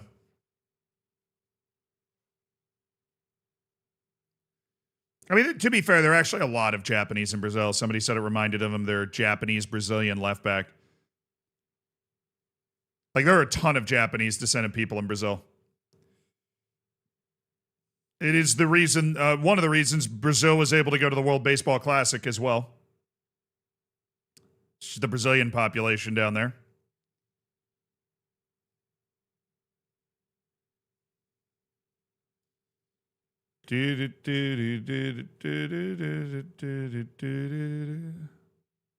Hey, what was the Norwegian's name? I clearly didn't clock. I must have thought it was 950K or something. My brain did not process the information well enough. What was his name? I'll look at him again. Scouting finished on Alexander Ramirez. Certainly not going to get rid of him forever, but we're going to get rid of him for now. Harvey Young's going to be removed from the list. And Alessandro Cersani. He will stay on the maybe list.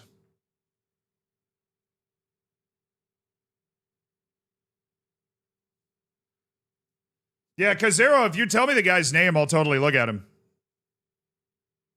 How's the match going? 0-0 on 37 minutes. A result that is obviously, the Tottenham wants Crystal Palace to win. The long name. Well, then it's going to be hard to put out there. Sess has dropped his lack of playing time concern. That's good. All right. Happy with that. Gutierrez and Panagiotis wanted a loan.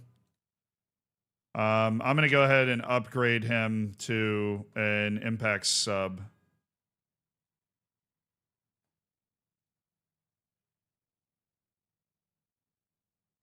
For some reason he thinks his playing time is youngster, which it's not. But okay. Fringe player for Panagiotis, of course.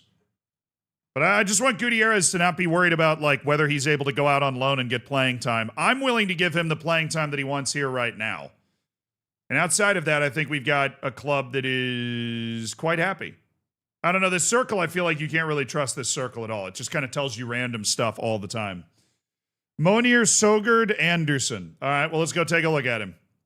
Because I do actually, I have some money to dance with in this break. Monier Sogard Anderson, 95K, 17 years old. Predominantly a center back, but there is, I mean, a pretty good range of potential that could be there for him. I think he'd probably be interested in playing for me, too. We just need a little growth spurt to get that jumping reach to 10 or 11. $93,000 is the release clause on Monier Sogard Anderson. Thank you for the shout, dude. Oh, elections are on the horizon. They want to loan him back.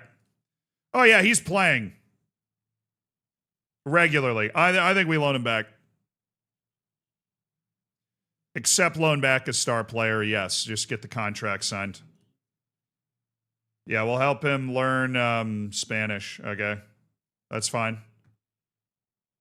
Just need him to have enough money to play with the B team, so we'll give him 100.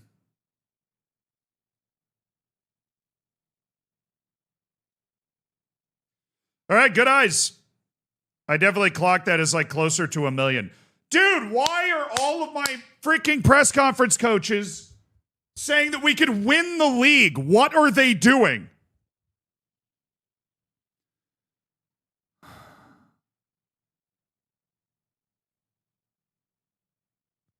Eusebio Calzada, who's our president's expected to announce he will run for a third term as the president. I would imagine he's going to win in a landslide.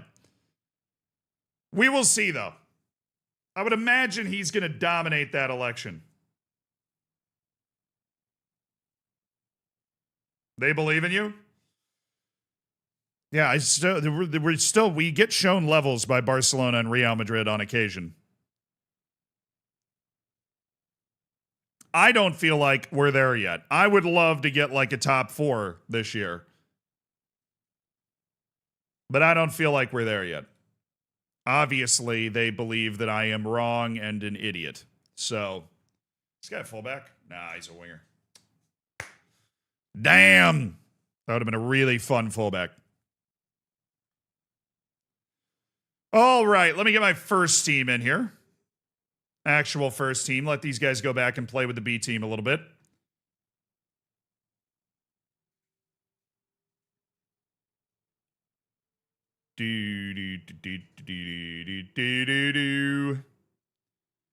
Bop, bop.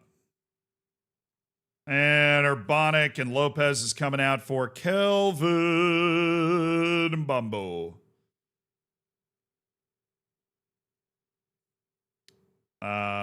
Hold on. What's going on? Gerardo goes up for Panagiotidis. Lopez goes back in there for Panagiotidis. And then Yanez, yeah, okay.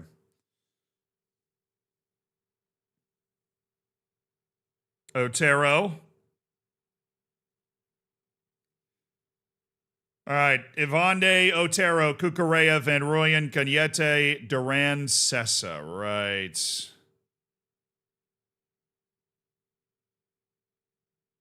Where's Fiartov? Let's get him back in there. Bada bing, bada boom. Raul Sarai. We'll go Sarai Sessa again. I've seen some stuff. Maybe Sarai Sessa's the way to go. We're gonna go with Sarai, Sessa, Gerardo, Mbambo, Urbanic, Van Rooyen, Cañete, Cucurella, Otero, Avande, Ruben Sosa. I love this team selection right now. I love it. I love it. My coaches have read the script. I freaking hope, dude. If we win the league this year, that'd be unbelievable. That would give us the reputation boost we're looking for. All right. You know, because right now I'm like the 11th biggest club in La Liga, according to the reputation the world sees.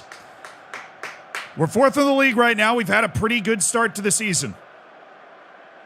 We've had some players making plays. You can feel the team gelling, the new signings. There hasn't really been like a dud new signing that hasn't been able to have his moment yet.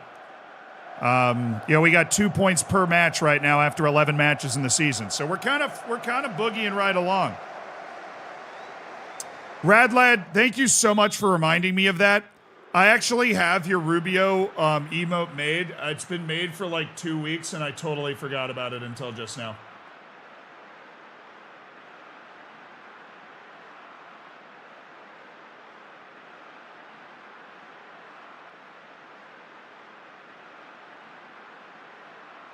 Do you like that?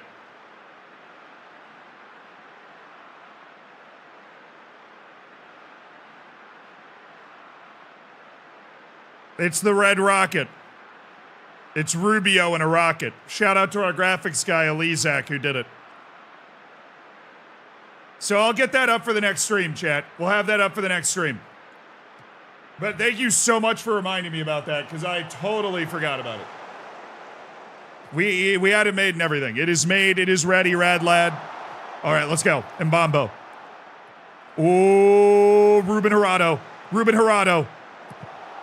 Van Rooyen. Troy. Sessa. Mbambo. Mbambo! That's right. Good play. Valladolid's the team we got promoted up with a couple of years ago. They went down and came back up again. So this is one of those matches at home against Valladolid that we should be running. We should absolutely be running it.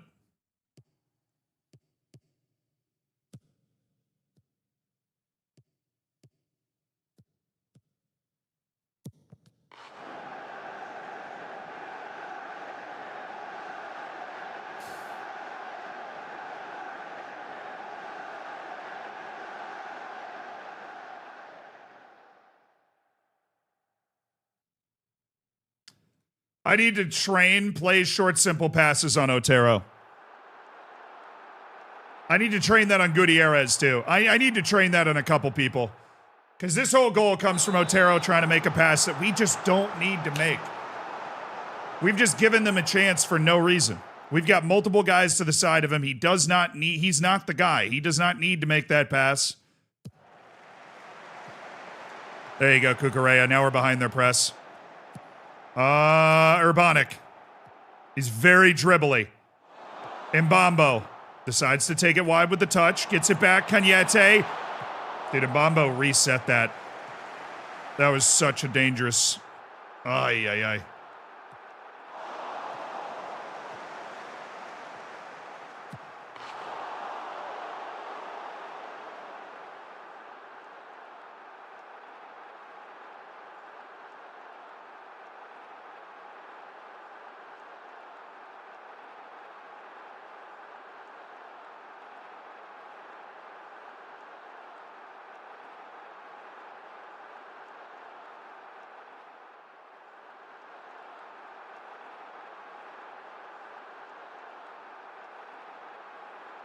Wow. We just got coast-to-coasted. I can't believe we're just not playing with the right intensity today. I cannot believe we let this guy just do this. I mean, like, we're obviously in position here, but something about the way the defensive mapping and marking is just telling, like, my center backs that are actually back that, oh, Mbambo's got it, Cucurella's got it, Cañete's got it. Just leave him. Just let him run all the way in. Like, what are we doing? We're down 2-0 in 11 minutes to one of the worst teams in the league. Shocking start to this game at home. Nice cut. Get it back.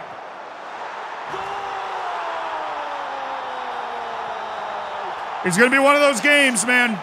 It's going to be one of those games. Great run by Cañete. It's going to be one of those games. It's just a weird game. It's not a normal day at the office.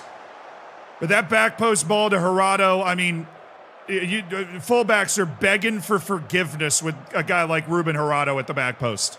They are begging for forgiveness. Ruben Hirado cashes at the back post. From Cañete. Great response. We need another just to get back to an even game here.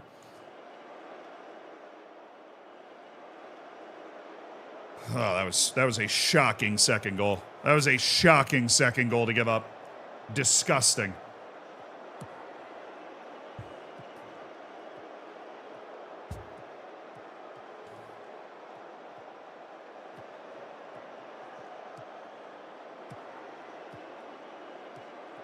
Good aggression. He's off. He's got to be off. Come on. He's offside.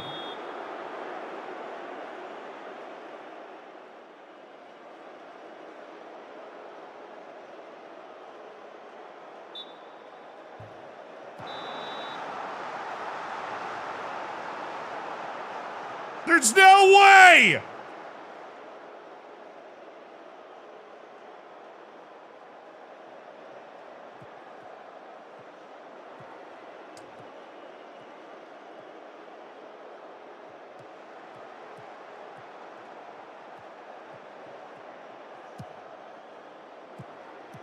I don't hate the recycle there. Love the pace of play to get it to Gerardo.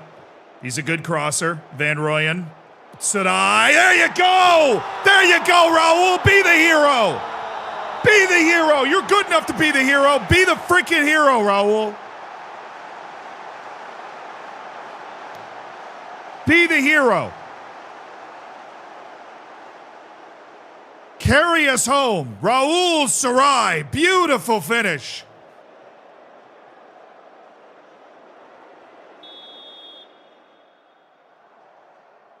Yes, let's go. Let's go. This is going to be a wild shootout. It is what it is.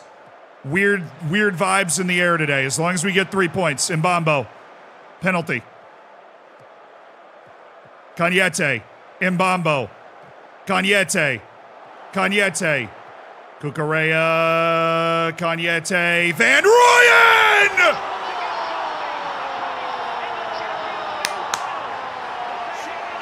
It's one of the games of the year right here. It's 3-3 inside 28 minutes. What a comeback by the boys. Down 2 goals on 2 separate occasions. It's Bongani Van Rooyen who's the extra man. If we have the possession long enough, we get that overload at the opposite post. Cañete able to find it, and Bongani Van Rooyen is making it pay. Come on, man. 7 goals in the first 32 minutes. Let's go. Cucurella. Sessa. Tsurai. Oh, boy. Let's get our shape. Let's get Sarai back where he needs to be. There you go. Sarai. Ooh, Urbanic. Mbambo. Cañete!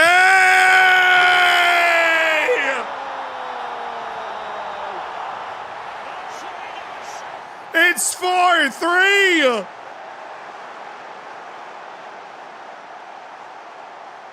What a comeback! What a chest pass from Urbanic. They're just moving the ball too quickly in the explosive run by Cañete.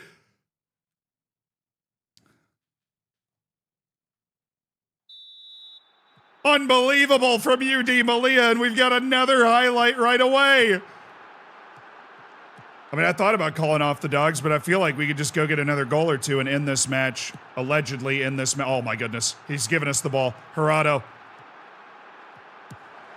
Sarai. Good touch. That was not a good pass. There you go. Ooh, come on. Mbambo. Oh, it hit a hand.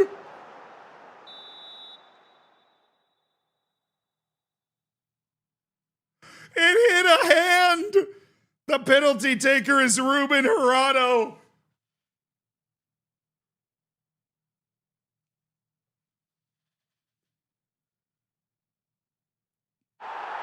It's a penalty to UD Malia. It's Ruben Gerardo to make it 5-3 in the 34th minute. You never know what you're going to see when you come to the park. What a pen. Tickles the side netting.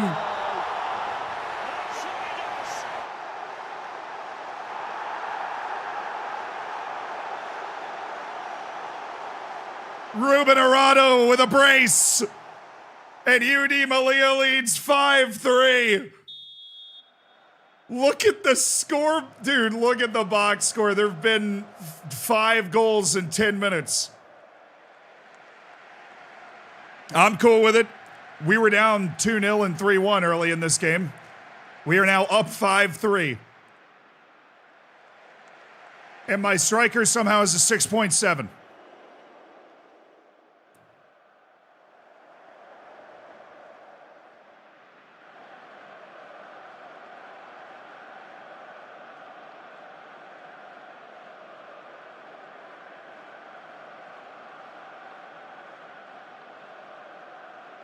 Unbelievably tame last 11 minutes there. Hey, look. We played terribly, but then we played some of the best ball I've seen us play. So I'm just going to go ahead and praise you and say, you know what? We're up 2 goals at halftime, which is something I would have been very happy about at the start. Okay, yeah, okay, sure. Nice, Avande. Oh, come on, boys. Compete!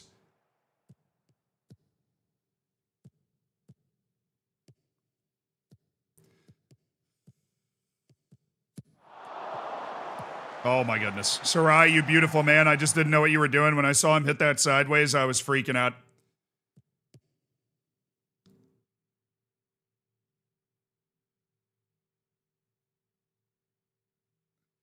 I mean, there's something called the, it's outside of the post, bro. We just had a goal line technology review when the ball was on the other side of the post. Does that mean that they could have called that a goal? Is that what I'm hearing?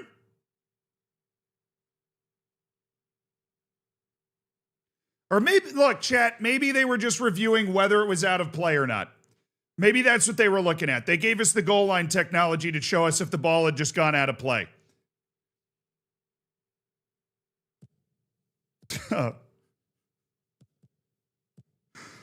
SI's at the wheel. Kukurea. Mbambo. Surai. Yuri Urbanik. Oh, good touch. Yuri! Oh, my. Yuri! He has had one or two games where he was razor sharp, and he's developing like crazy. All right, finally I've got my set pieces set up the way I want. We've got so many big dudes. Gerardo. I mean, impressive that they managed to win that. Kukurea. Bongani Van Rooyen. Hot shot into Kukurea. Bongani to Sessa. Ooh, Sessa wins it back. Kukurea now. Kukurea. Gagnete. Oh, that's a cheeky chip to Gerardo for the hat trick.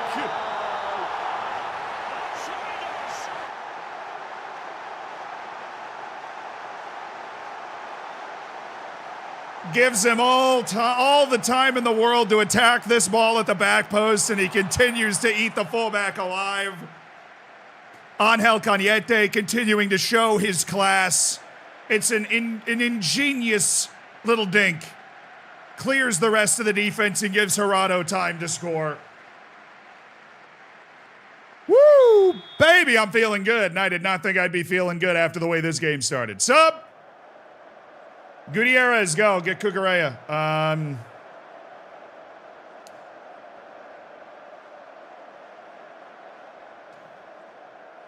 Roman, go on to the left, please.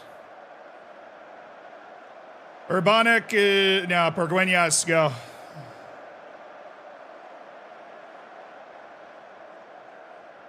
Yartoft, go.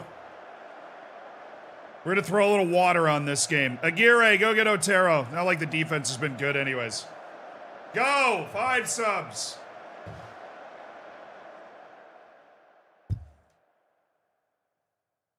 Yeah, I haven't set that up yet. My bad. My bad.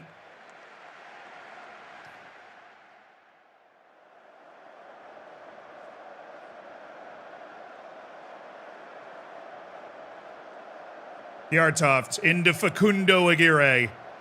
Jaime Gutierrez and his 2 passing. Sessa. You know what? Gutierrez, that's not a bad pass. Pargueñas, is he onside? Gerardo with his hat trick. Gerardo looking for more. Roman, what a save! Can I get some goal line technology on that? No? Oh, yes, we're getting it. Good ball by Gerardo. Oh, come on! Dude, Tim Howarded that one. He just dug that out of the goal. Wow. What a save. Should have been 7-3. Dude, salvaging his match rating. Gagnete. Oh, come on. Step. Aguirre's literally got 20 jumping reach. You do not need to come help him on that.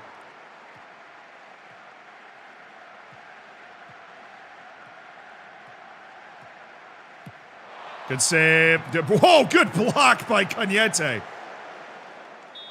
Dude, I thought their defense just let Pargueñas in for free. I didn't realize they'd blown a whistle.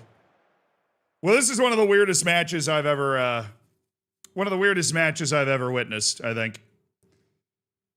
That probably comes as no surprise.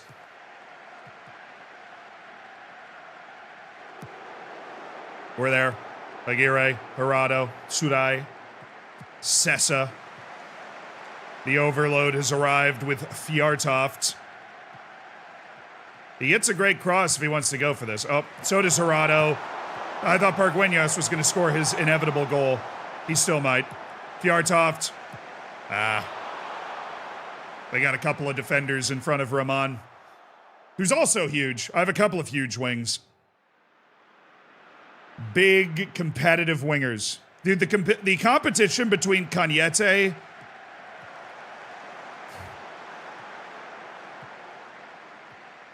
and Hirado for player of the match is crazy. One's on a 10, one's on a 9.9. Oh, we're there. Aguirre. Surai. Oh, we could have another. Sessa. It opens up for Pargueñas!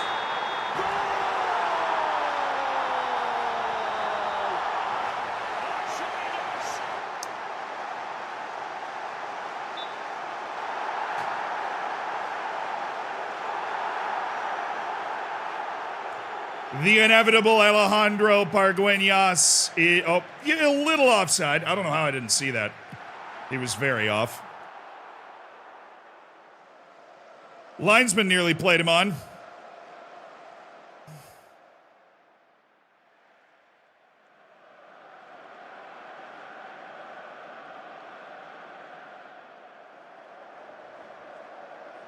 Yeah, it was a close one, Chad. It was a close one. Right on the line.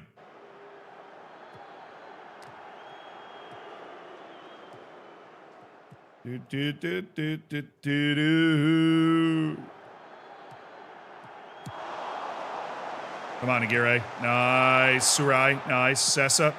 That's on Pargueñas!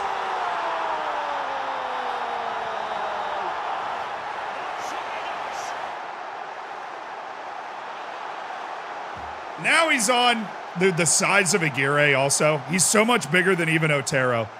He's just heading the ball back up the field like it's a damn, I don't even know. I wanted to say volleyball, but that doesn't make any sense. Straight down the pipe, Melilla 7, Real Valladolid 3, and one of the strangest games of the year.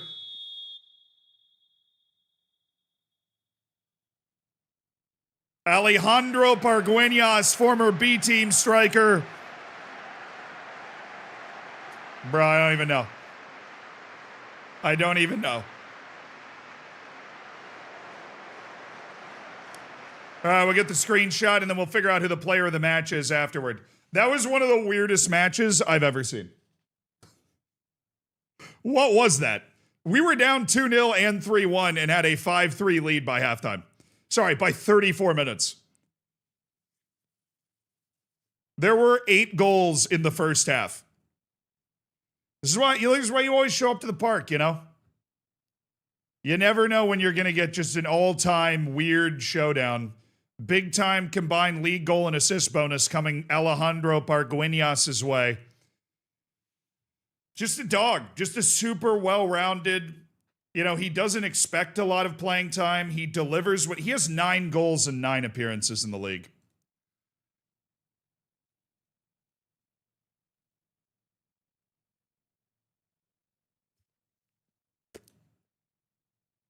I mean,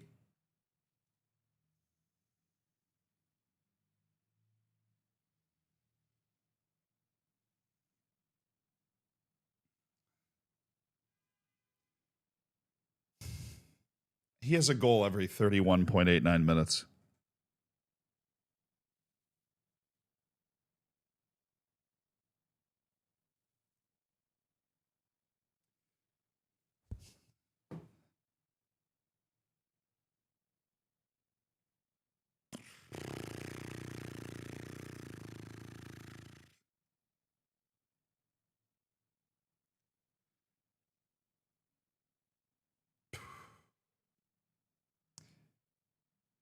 Also, yeah, the guy we loaned out is like balling out at Real Betis. He has 5 goals in 10 matches.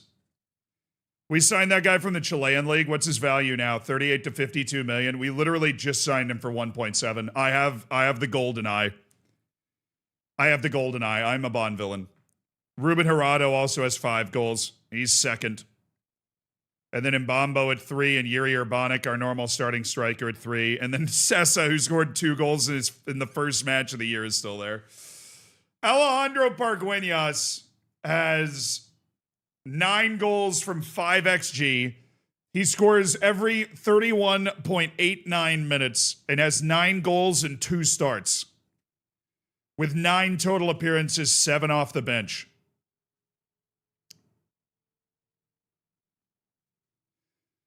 I mean, we got to start him.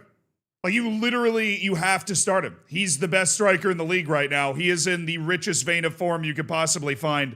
Also, on Angel Cañete, he's getting worse. I don't like that. Oh, I'm teaching him another position. It's worth it. It's worth it. It's worth it.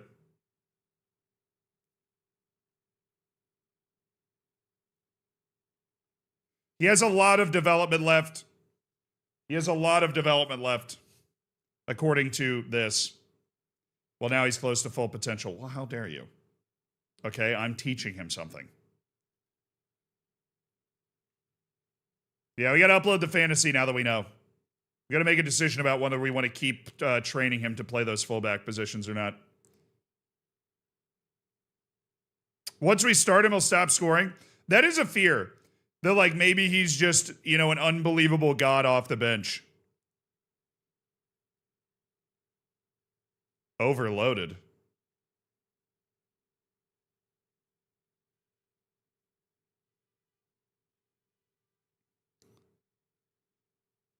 All right, we'll try. While it does that and spins the wheel, let's try to. Let's just take another screenshot. It's not that hard.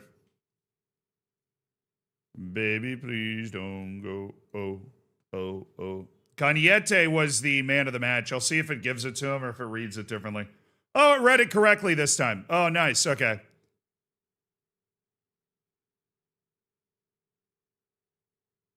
So we need 7 goals accounted for. 1, 2, 3, 4, 5, 6, 7. And then player of the match, Angel Cañete. Oh, nice. It got it. Dude, Cañete just dropped 26 points.